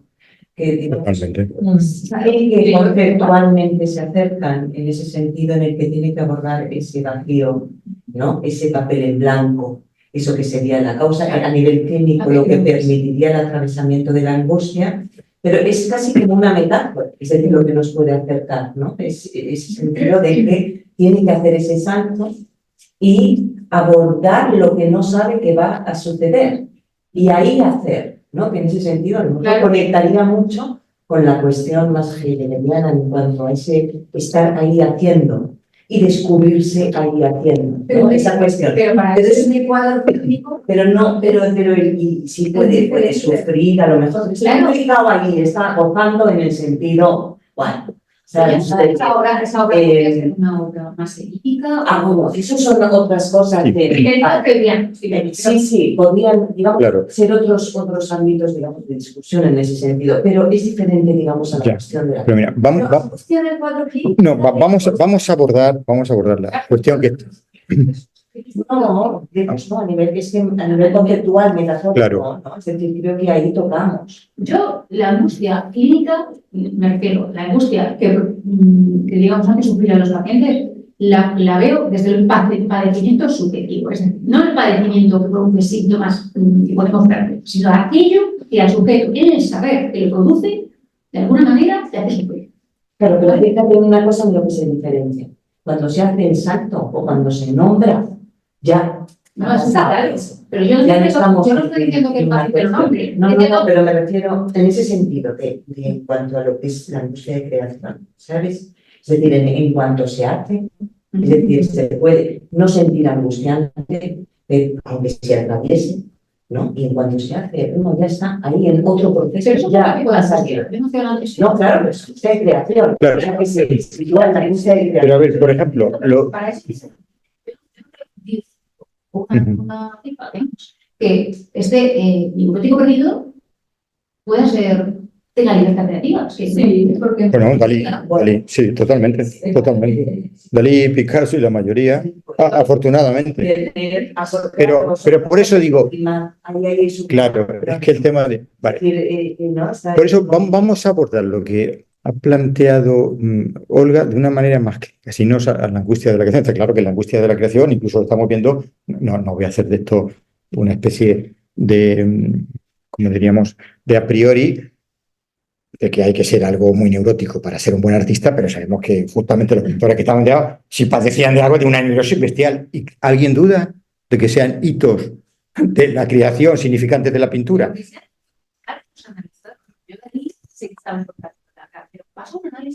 Pues ya, está bien, neuróticos total. Sí, pero bueno. Bueno. Pero me dejas hablar del tema. Bueno, pero por eso digo, vale, vamos. Bueno, vamos a dejar el tema del arte, como habéis dicho, y vamos a centrarnos en lo que ha planteado ella, que es lo que estamos viendo en la clínica. Pero digo, vamos a ir paso a paso, que me parece que van todos ustedes muy deprisa. Vamos otra vez y vamos a coger lo que ha planteado ella, es decir, el padecimiento en la clínica y tal. Freud, niño, cuando sueña ese sueño angustiante. No hay duda, se despierta angustiado, toda esta cosa. ¿Vale? ¿Por qué se angustia? No lo sabe, pero luego él ahí, ¿no? Trabajando la teoría y trabajando a ese niño que fue, se da cuenta de que si se angustió es porque hay algo prohibitivo, tal y como lo... ¿Qué es lo prohibitivo? Una escena, digamos, amorosa con la mamá. Es decir, algo que no procede. Entonces Freud lo que va a decir es que hay algo que hay que reprimir, que es lo que nos va a producir angustia, pero lo que nos va a hacer a la hora de producir angustia es que la angustia produzca otras cosas, un sueño o un síntoma. Entonces el sueño y el síntoma son la cortina de humo. Freud, ya segunda teoría de la angustia, que ya es un paso. Si hablarais igual con otros profesionales de la salud, por decirlo así, no psicoanalistas o estudiantes de psicoanalistas, ya la segunda teoría de Freud le vuelve loca la cabeza. Vale, ahora vamos ya completamente a que nos reviente la cabeza. Y ahí tenemos que hacer un esfuerzo. Lacan no va a hablar de represión, de sexualidad, ni siquiera de edipismo. Lacan lo que va a hablar, que suena, porque también hay un deseo en Freud, es decir, deseo de estar con la mamá. ¿Veis que está la palabra deseo? Pero ese es un deseo prohibitivo. ¿Por qué? Para la moral, bla, bla. Lacan va a hablar de algo que incomoda al sujeto y que tiene que ver con el deseo, no un deseo de. Vale. ¿Por qué? Porque lo que estamos diciendo es que ahí no es que uno quiera acercarse a la mamá, es que la mamá está muy cerca de uno y eso nos angustia, eso está totalmente reprimido. Entonces, Lacan lo va a plantear, empezaremos a ver ahora el primer esquema de la división, pero ya hemos visto alguna cosa. ¿Qué es lo que nos angustia? Y no lo sabemos inconscientemente. Aunque se lo hagáis escribir en la pizarra como a los Simpson, a lo obsesivo, a la histérica, de que lo que te angustia es que tienes un deseo, de que, pues igual te lo escribe para que lo dejes tranquilo. Porque eso es una construcción y es compleja. Pero ahora vamos a verlo en Lacan. ¿Qué es lo que nos angustia? Que el otro, los otros, pero hay un otro, está tan cerca de nuestra vida que no reprime, que no podemos ser sujetos, pero o sea, eso que tú has dicho, por ejemplo, del obsesivo, el desplazamiento, el sujeto, cualquier sujeto, a menos que el sujeto ya muy cerca de un análisis, o que sea alguien que ha estudiado análisis o ha hecho un máster en psicoanálisis, al menos teóricamente, el sujeto va a hablarte, va a padecer, va a hablarte de su padecimiento. Y su padecimiento será que estoy mal, estresado, sufro por esto y por lo otro. Entonces nos va a poner un montón de cortinas de humo. Y nosotros vamos a tratar de interpretarle de que si su deseo, no digo que no es su deseo, es que el deseo, como algo fundante, tiene que ver con la castración del otro. Todo lo que más es otro deseo, digamos, secundario o O terciario. sea, cuanto más angustiado está, menos está castrado. Vale, vamos al ejemplo de Freud y lo que tú dices. Vale, si en Freud, cuanto más me acerco al deseo edípico, se me dispara la angustia. Si nosotros en la clínica tenemos un sujeto más o menos bien diagnosticado de trastorno de angustia o de trastorno de pánico, nosotros ya, como nosotros como analistas, presuponemos acertadamente que algo le ha pasado muy cerca con relación al deseo. Vale, ese deseo lo llevaría a barrar a la madre, pero evidentemente no, porque es un sujeto angustiado. Es decir, algo acatado de un deseo, no de su deseo, sino que el deseo, para advenir, tiene que ver con la castración del otro. Entonces, algo le ha tocado eso. Esto no te lo va a poder hablar. Entonces, lo que digo es esa situación paradojal de que nosotros, para desangustiarle de ese padecimiento, lo vamos a tener que llevar a la angustia de la separación, que es en qué consiste el psicoanálisis. Es decir, a que la mamá no esté tan encima. No sé si se me entiende. Mamá es marido, mamá es mujer. Pero es otro tipo de angustia. Es otro tipo de angustia. Es la angustia. Pero es la angustia clínica. Vale. El grado de angustia que tenga el paciente, o sea, cuanto más angustia, menos está castrado, digamos, el otro. No sé, digamos, la separación va a ser angustiante posiblemente. Entonces, ese es un trabajo por esa liberación. Pero ¿por qué claro, pero ¿por qué partimos de lo que plantea Marta? Porque no es que tengamos talipatía ni clarividencia, porque el sujeto nos viene del PAC correspondiente de que tiene un ataque de pánico, de ansiedad y lo han mandado. Entonces, como ya sabemos eso, sabemos que está enmadrado, vale decir, hasta las trancas. Y que eso es lo que lo angustia. Claro.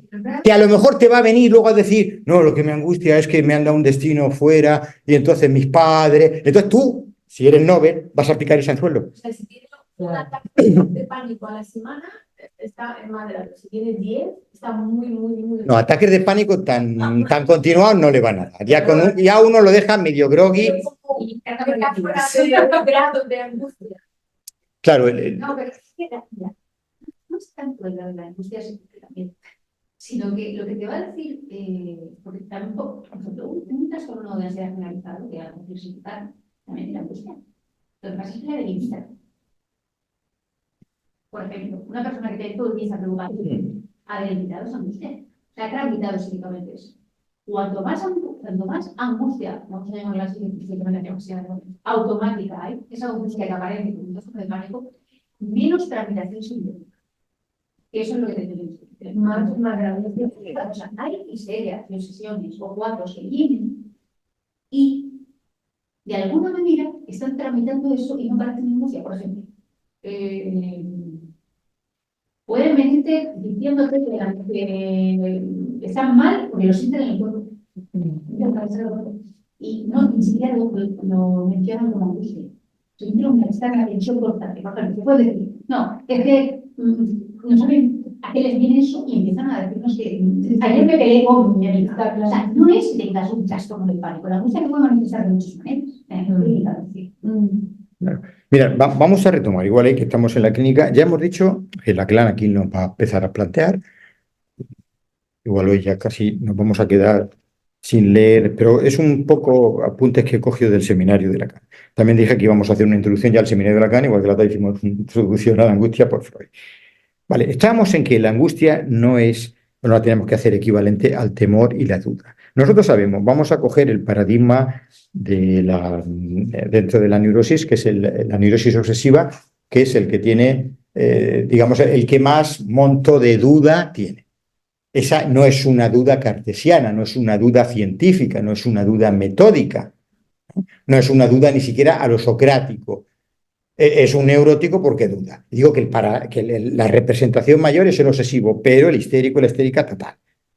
Van a tener culpa ambos y van a tener... Pero digo, Lacan lo que nos va a plantear, que ya empezaba Freud a dejarlo muy claro, es que la duda, eso que lo va a hacer padecer, incluso por dudar lo va a hacer sentir culpable, es un efecto, es un producto efecto de lo que vamos a conceptualizar ahora como angustia, lo que él intenta conceptualizar como angustia. Se dedicó un año entero a conceptualizar lo que es la angustia. Ya lo venía haciendo Freud a lo largo de su obra. Entonces, voy a modificar un poco los términos que de alguna forma ya planteaba. Si hemos dicho que la angustia es algo muy guay para el psicoanalista, porque es la brújula que apunta a la posibilidad del deseo altamente reprimido y por tanto muy inconsciente en el paciente. En la clínica, en efecto muy práctico, lo que vais a ver en ese sujeto angustiado, muy angustiado, con trastorno de angustia, ¿no? O con padecimiento de angustia, como esa moneda de cambio, por ser neurótico, en cualquiera de sus variaciones, posiciones, etcétera, lo que vamos a ver es que justo, y esto es lo que va a despistar, y despista casi todo el mundo, créeme que despista casi todo el mundo, esto lo vais a ver en las supervisiones, que es que justamente lo que teme, barra lo que duda, barra lo que lo culpa, es lo que desea. Pero claro, no nos lancemos enseguida a ese deseo, porque ya estamos en Lacan, no en Freud.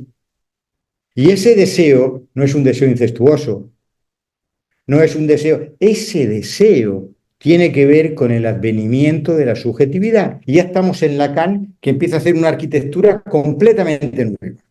Para ese advenimiento del deseo y de la subjetividad, de la autonomía, con muchas comillas que planteaba, que se dice en otros campos, tiene una premisa fundamental, una condición sine qua non, y es que al menos empiece el barramiento de la madre. Nosotros ya sabemos que si el sujeto, fijaos que es como al revés de lo que se puede pensar, con una lógica más aristotélica. Si ya no viene angustiado, es que, por así decirlo, sin querer, ya ha hecho hacer una tentativa por casi personalizar o personificar en ese sujeto, ¿no? Con la cosa de la personalidad. Ya ha hecho una tentativa de distanciamiento de la madre. Absolutamente, entenderme, de la madre, del marido, de la mujer, ¿no? Del padre, de lo que fuere, familiar. O lo que para él o para ella es lo familiar. Entonces digo, cuando ya no viene angustiado, hoy se diagnostica así. Vengo del centro de urgencia por un ataque de ansiedad, de pánico, ¿no? Te dicen un poco un trastorno. Entonces, lo que nosotros sabemos es que ya estuvo la señal de alarma en Freud, pero no es sexual, no es reprimido, no es moral. Va a tener que ver con no tener, no sé cómo decirlo, ni puta idea de quién soy. Pero no puedo saber quién soy, por eso digo que es el error de los analistas jóvenes. Tratar de enchufarle cosas. ¿Por qué? Porque nosotros tenemos que hacer, sin que nos den cuenta, separarlos. Porque todas las cosas que diga que hace, que quiere hacer o que le da angustia porque lo hace o porque no lo hace, es producto, efecto de la angustia. Porque la angustia es angustia de separación, es angustia de castración. Y eso es lo que tenemos que construir en el análisis. Sujetos de este tipo. Es decir, que viene una persona, a lo mejor como Dalí, ya que lo planteéis así, separarse o no separarse. Lo que pasa es que, lo digo lo de Dalí, pues, la relación que tenía con Gala y tal. Pero bueno, ahora no vamos a entrar en estos grandísimos significantes del mundo del arte y de la cultura universal. Pero si te da igual una que otra, o sea, a lo mejor puedo decir ahora la simpleza, Picasso juntaba a las ex. Dalí sin Gala, no. Entonces, lo que digo, cuando digo esto, y más que Dalí tenía una relación de amistad con Lacan, ahora no vamos ni a analizarlos, pero lo que quiero decir es que si el otro se va y yo me voy detrás, no me separo del otro. Ahora no lo digo por nadie, pero no vienen muchas cosas. Pero no hace falta que si el otro se muere, yo me muera. A veces el otro no nos hace caso, entonces digo, nosotros vamos a ver que para que advenga esa subjetividad, para saber qué puñetas quiero en la vida, si quiero ser azafato, si quiero construirme una casa en Marruecos, en el mar, porque es barato, para eso me tengo que separar de la madre. Claro que se hacen cosas sin haberse separado de la madre. Por eso sí luego no. Por eso luego se producen situaciones anecdóticas en la vida, por decirlo de una manera muy polar. ¿Por qué? Porque no está construida la subjetividad. Y Lacan, lo estamos diciendo de mil maneras, yo creo que este año y el año que viene. La manera de iniciar un proceso de subjetividad, es decir, de acercarnos al deseo con mayúscula, condición sine qua non, es separarnos del otro. Todos los pacientes que vais a tener en general, muy neuróticos, menos neuróticos, angustiados, estos no han iniciado un proceso de separación. Lo que digo en relación a tu pregunta. Esa es la complejidad de nuestra clínica. No hay otra. Lo vamos a ver en la transferencia. A la hora de hacer bien nuestro trabajo, que es separarlo de la presencia de la madre, entendeme ahí, marido, mujer, ¿no? Hijos, ¿no? Los hijos se me van. A la hora de eso, se nos va a angustiar. Pero ese se nos va a angustiar, si no es una angustia mayúscula, es decir, si esa angustia no lo lleva al PAC, porque José, Marta, es decir, si no lo lleva al PAC, pues se lo lleva al PAC, ya. Entonces, pues ya tenemos que empezar otra vez desde la casilla de salida.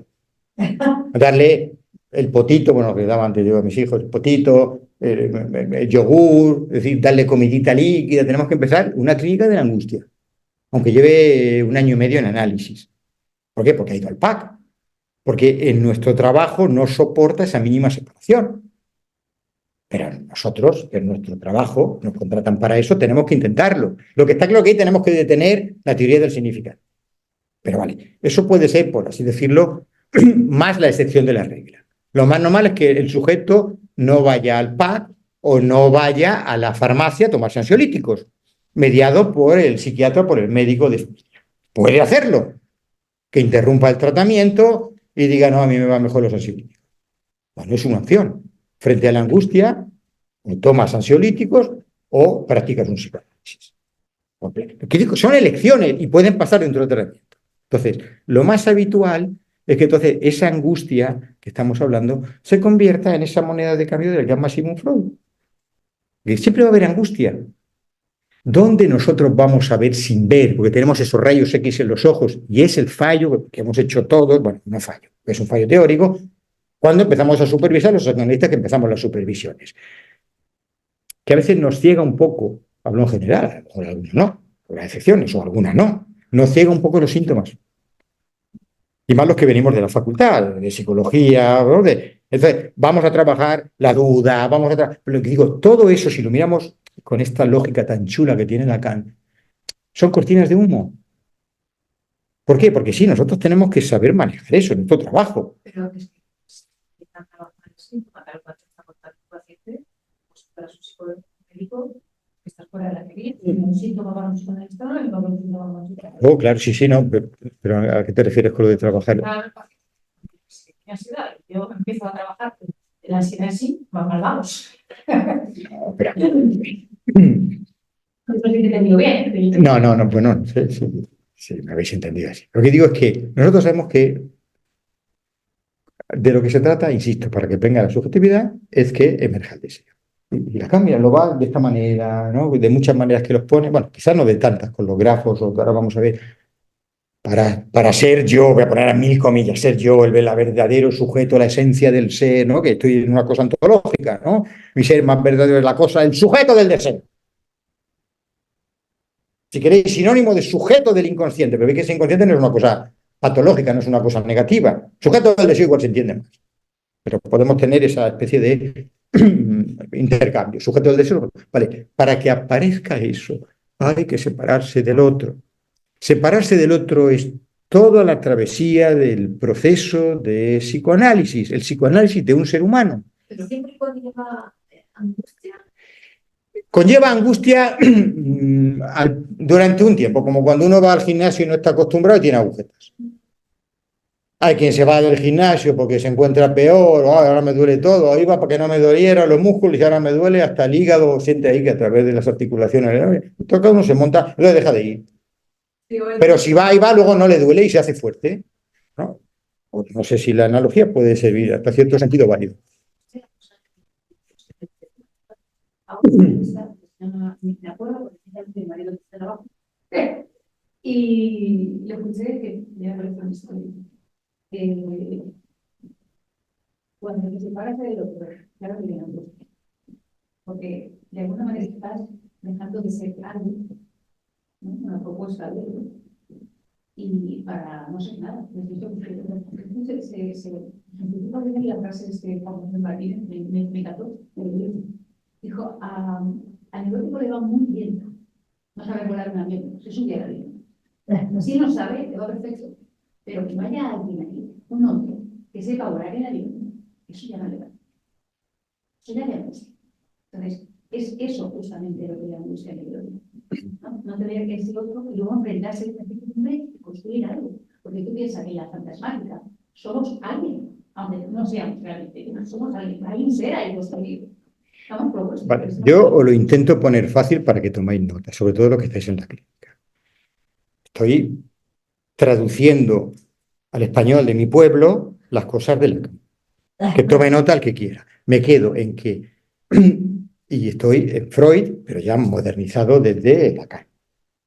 Voy a generalizar, no siempre, voy a generalizar. El sujeto teme lo que desea. Voy a seguir un poco más. Teme lo que desea. Sí, pero ahora os quiero ver luego utilizando a esa persona y durante años. Pues yo le digo, a ver cómo intervenimos ahí. Pero teme lo que hará, ¿qué es lo que desea? Pero si no sabe ni lo que es el deseo. Vale, pero vamos a quedarnos con eso. Veis que ya no estoy hablando de la angustia. Temor al deseo, angustia frente al deseo, angustia como brújula del deseo. Pero, es decir, eso es un comodín que nos guardamos. Lo que pasa es que a nosotros no nos van a mover del sillón del psicoanalista. Con toda su efervescencia de síntomas, igual es médico, igual hasta psiquiatra que se quiere psicoanalizar y te va a venir por aquí, por allá, y te va a marear y te va a hacer ahí el pino puente. Claro. Sí. Pero, claro, voy a ir un poco, mirad. Si la angustia en general está relacionada con ese deseo que con un tiempo el propio analizante lo va a descubrir en su proceso analítico, y decimos que se teme lo que desea, vamos a plantearlo, para hacerlo más gráfico, en dos planos. Plano consciente y plano inconsciente. Nosotros siempre trabajamos el plano inconsciente, pero tenemos que hacernos con el discurso, con el texto manifiesto, con el texto sagrado. Vale. Por ejemplo, plano consciente. Esto, por cierto, suele ser más o menos habitual en un momento dado. Alguien teme acudir a una cita por el rechazo. Alguien teme comprometerse porque lo desprecien, porque la desprecien. Es que hay una cosa lógica. Entonces, desde la reestructuración cognitiva, te van a decir, bueno, es un abordaje. Entonces, para nosotros es únicamente plano inconsciente, es decir, nada de lo que estamos hablando se juega ahí. Pero esa es la punta del iceberg. Tenemos que trabajar con la punta del iceberg. Pero no nos tenemos que despistar. ¿Qué es lo que en realidad temen esos sujetos? Esto es casi apostar a caballo ganador, ¿verdad? Que no quiero que vayamos tan deprisa porque hacemos una especie de tecnicismo. ¿Qué es lo que temen? Que lo acepten. Que si pide la mano, se lo dan. ¿Qué es lo que el sujeto teme? Si ya se encargó Sigmund Freud, acordaros, de otra versión. ¿Qué es lo que el sujeto teme en general? Lo que desea. Y dentro de ese texto tan chulo, ¿no? De esos personajes, por así decirlo, de excepción, habló de los que fracasan al temer. Mira, los que te dicen que te van a venir angustiados incluso con ansiolítico, de que es que van a la semana que viene o el mes que viene y por eso te vienen a ver, porque van a hacer un examen muy importante de oposiciones y tal, y lo que temen es el fracaso. Si uno no está muy metido en el psicoanálisis, piensa que lo que teme es el fracaso. Conscientemente teme el fracaso, eso no es discutible. Pero nosotros los psicoanalistas trabajamos con el consciente y el inconsciente, no hace falta que me contestéis. Vale. ¿Qué es lo que hay detrás? Digo, fijaos, si estáis bien plantados, si nadie os mueve de vuestra silla, ni la facultad, ni lo que escucháis por las redes sociales, cada vez más, si nadie os mueve de vuestra silla, si estamos en la sobredeterminación freudiana, nosotros, como brújula del deseo, no sabemos exactamente qué, pero sabemos que algo de la consumación acertada, del éxito, la que vamos a hablar del éxito aquí como Freud, eso le angustia. ¿Por qué? Exactamente no lo sabemos, pero ya sabemos algo, y no poca cosa. Que ese éxito, que ese acierto, que es lo que te dirá, tío, no seas idiota, estoy tomando una serie y digo, pues Dios quiera, ¿vale? No vas a discutir, no vas a decir eso. Pero es que ni siquiera es eso, porque eso es otro peldaño para llegar a la cima. Y la cima es que nosotros, con nuestra pericia de analistas, sabemos que si lograr ese objetivo, no digo ahora que se deprima, eso sería, si lograr ese objetivo, eso lo empezaría a separar del gran otro. Que no sabemos en ese momento, a lo mejor si estamos en quién es el gran otro, pero si decimos la madre no vamos muy lejos. El padre. Bueno, puede lograr eso, que es lo que decía Freud, y luego deprimirse. Sí, pero ahora no lo. Ya os he dicho, es que sí, pero que Lacan va a relacionar aquí el tema de la angustia con el objeto A, con el fantasma, ¿no? Pero ahora lo que estamos hablando es de la angustia en sí y de cómo que advenga el deseo. Fantasma es una cosa a tramitar como otras.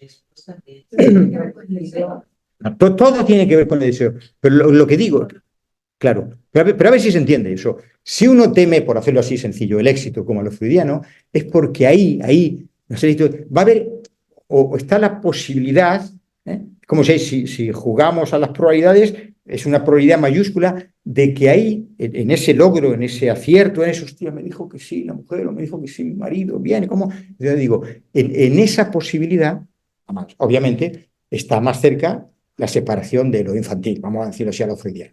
Está más cerca de la teta.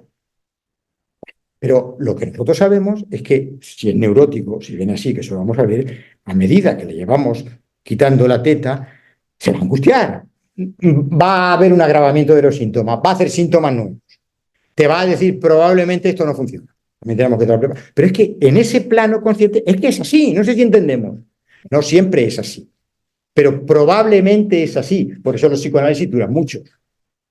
Y uno tiene que estar bien ahí situado en esa transferencia de darle un lugar de saber al otro. Porque luego va a ir a casa, el marido, la mujer, los padres, los hijos, si lo mantiene o la mantiene. No, pues llevas tanto, y estás peor. Y es verdad. Es verdad en el sentido del síntoma. Pero es que nosotros no trabajamos con el síntoma. Sí trabajamos con el síntoma. Digo que no trabajamos con el síntoma para quitar el síntoma. Nos aprovechamos del síntoma para, con una angustia lo más aceptable posible y atravesando todo lo que tenga que atravesar, entre otras cosas, su fantasmática, se acerque a su deseo, pero ya he ido al final de la película. Ya he sido un poco bocas. Porque para que se acerque a su deseo, tiene que demostrarnos científicamente, como se dice ahora, que primero ha barrado al otro. Y nosotros vamos a ver si ha barrado al otro, que no va a ser sin angustia. Pero en esa angustia, y vamos si queréis a lo del arte o lo que sea, no tiene por qué angustiarse. No tiene por qué, por favor, es lo que digo. Claro, es cuando... La mayoría se angustian, también lo digo, pero porque son muy neuróticos, porque la gente es muy neurótica últimamente. Quizás siempre. Bueno, José, yo tengo una pregunta. antes no había psicoanálisis, entonces no había ni inconsciente ni nada, no había nada, no había pruebas. ¿Sí, Heidi? ¿Se entiende un poco el Tengo- planteamiento? Heidi. yo tengo una duda, José. Bueno, sabemos que el psicoanálisis dura bastante tiempo, ¿no? Para que una persona pues vaya, no, bueno, Y digamos, la personalidad, por así decirlo en términos psicológicos, no se cambia de un día para otro. exactamente, exactamente. Digamos Sí, una cosa, si una persona entra en sí, psicoanálisis y al tiempo se empieza a dar sí. cuenta que está en esa interacción, digamos, del complejo de Edipo, le va a dar angustia, Se te oye ¿no? un poquito entrecortado. Ah, ¿ahí me escuchas? A ver, espérate, un momento. ¿Me escuchas? Se me ha ido. Sí, sí. Además, esos cortes acompañan, ¿no? A la ¿Me manera de hilar, escuchas? que es muy chulo. Ahora me Ah, escuchas. te escucha, Clara. Vale. Por Ahora que está ejemplo, entrecortada, si no entrecortada, mejor. si una persona entra en psicoanálisis, ¿vale? Y, y con el tiempo se da cuenta, bien, con el tiempo se da cuenta que está, digamos, que su esposa o su esposo ha tenido como esa interacción, o sea, está metido en el complejo de Edipo, digamos, eso le va a generar angustia a esa persona, ¿no? Mira, bueno, Marta te pregunta, ¿por qué? Yo no he entendido muy bien. Ha dicho que la persona se analiza y que se da cuenta que su pareja o que sea, alguien que tiene al lado, sigue en el tiempo. Y que eso le va a producir angustia al que se ha analizado. ¿No se ha entendido? Claro, lo Claro, da hay que una tiene que fantasía. dejar a la Esta esposa. plantea que no necesariamente, ¿no? No, no. O sí o no. Es decir, o sí, por eso, ¿por qué? Si le da angustia, tiene que dejar al esposo o a la esposa. Claro, esa película me parece que, si no voy mal, porque como lo dije tantas veces, lo que ahora no sé si me estoy equivocando de película, esa argentina, por cierto, preciosa, de No sos vos, sos yo. Así, ¿no? Digo que ahí se ve de que a veces, una vez más, uno como Sartre tiene que elegir. Entonces, como se dice hoy en día, de seguir su proceso de descubrimiento, de desarrollo personal, de subjetividad, se caería activando una separación o no separarse de quien debía separarse para la subjetividad y romper, es decir, separarse de la... Te digo, ahí lo que vemos es que eligió por no angustiarse, pero quizás sin saberlo, elige a no continuar con un camino del deseo, hacer otra vida. Entonces lo que dice es que ese monto de angustia, si se produce, no siempre se produce, pero si se produce, te puede llevar a justamente, bueno, como diría Freud, incluso en un momento de esplendor en tu análisis, a una reacción terapéutica negativa. Es decir, que rompas el análisis. ¿Pero por qué? Porque en tu propio análisis te das cuenta de que me tengo que separar. A ver, y separarse de muchas maneras. Lo que pasa es que la manera gráfica de separarse es separarse, romper. La tengo que dejar, lo tengo que dejar. ¿Por qué? Porque no puedo hacer mi vida ahí. A ver, no puedo hacer mi vida, la puedes hacer, pero igual tienes que componerlo de otra manera. Claro, o depende del grado que tú tengas de frustración, porque igual la pareja, claro, es como tú te lo tomas. Es decir, si cada vez estás personalizando, si cada vez cada vez se dice más, es que mi pareja me pone así, es que fíjate cómo me pone, claro, hay que callarse. ¿Cómo que te pone? Si algo te activa, que hay algo dentro de ti, compañero o compañera. Pues pero también hay que decir que también hay cada uno. Sí, pero no tenemos que ir al desplazamiento. Claro, esto es. Que ahí está algo. No, pero en lo que tú dices, Silvia, si fuera muy, estamos ahí haciendo una casuística un poco así, alegremente, pero es que ya te vale, porque no conoces a mi pareja, o sea, no me ha dicho sí, no, pero digo, no le vas a decir nada, pero es que ahí está el goce. Quiere decir que es libre tener esa, si tan tóxica es esa pareja, ¿por qué no la dejas? No sé si no podemos entrar así. Entonces, no, y luego ves a la pareja y es un borde, una borde. Vale, pero a lo que vamos. ¿Y por qué compraste al borde o a la borde? No sé si se entiende. Claro, eso es antes del análisis. Por eso digo que a veces en el análisis o te replanteas tomar a la pareja de otra manera, que a lo mejor es el inicio de empezar a barrar la madre, o si tanta ansiedad, tanta toxicidad te produce, pues compañero, tendrás que hacer una separación en lo real. Igual es más conveniente nosotros hacer la separación siempre simbólica en la figura de la madre. Pero es verdad que hay parejas que... Pero digo que el error es, me pone así. Si es verdad que te pone tan así, es decir, si has ido por la angustia, por como es el marido, como es la mujer o la novia o el novio, lo que sea, no, es verdad, hay que plantear qué cosas compraste en casa. Primero, pero eso es conductual. Digo que también puedes plantearte, porque ahí veréis, ahí lo vais a ver, ahí vais a ver la complejidad de los casos. Por eso digo lo que a veces dicen las abuelas, o por lo menos lo que decían mis abuelas y tal. Pepe, no te metas en las parejas. O sea, de los tíos, no te metas en las parejas. ¿Por qué? Porque vais a ver que como no somos de la policía del Ministerio de Igualdad, ni somos abogadas, ¿no? Del tema del maltrato de la mujer, ni como no somos...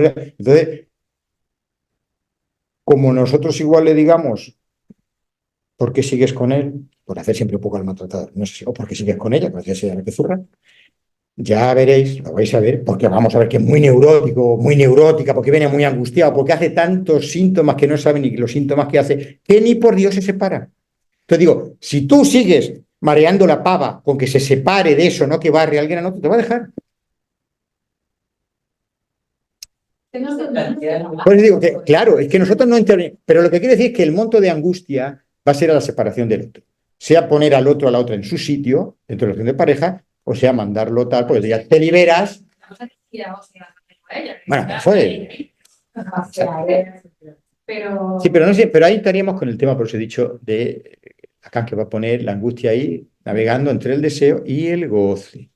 Te digo, en esos casos no hace falta que la rompa la cara, bofetones o al revés. Vais a ver que hay un goce en esos convencionalismos muchas veces de pareja.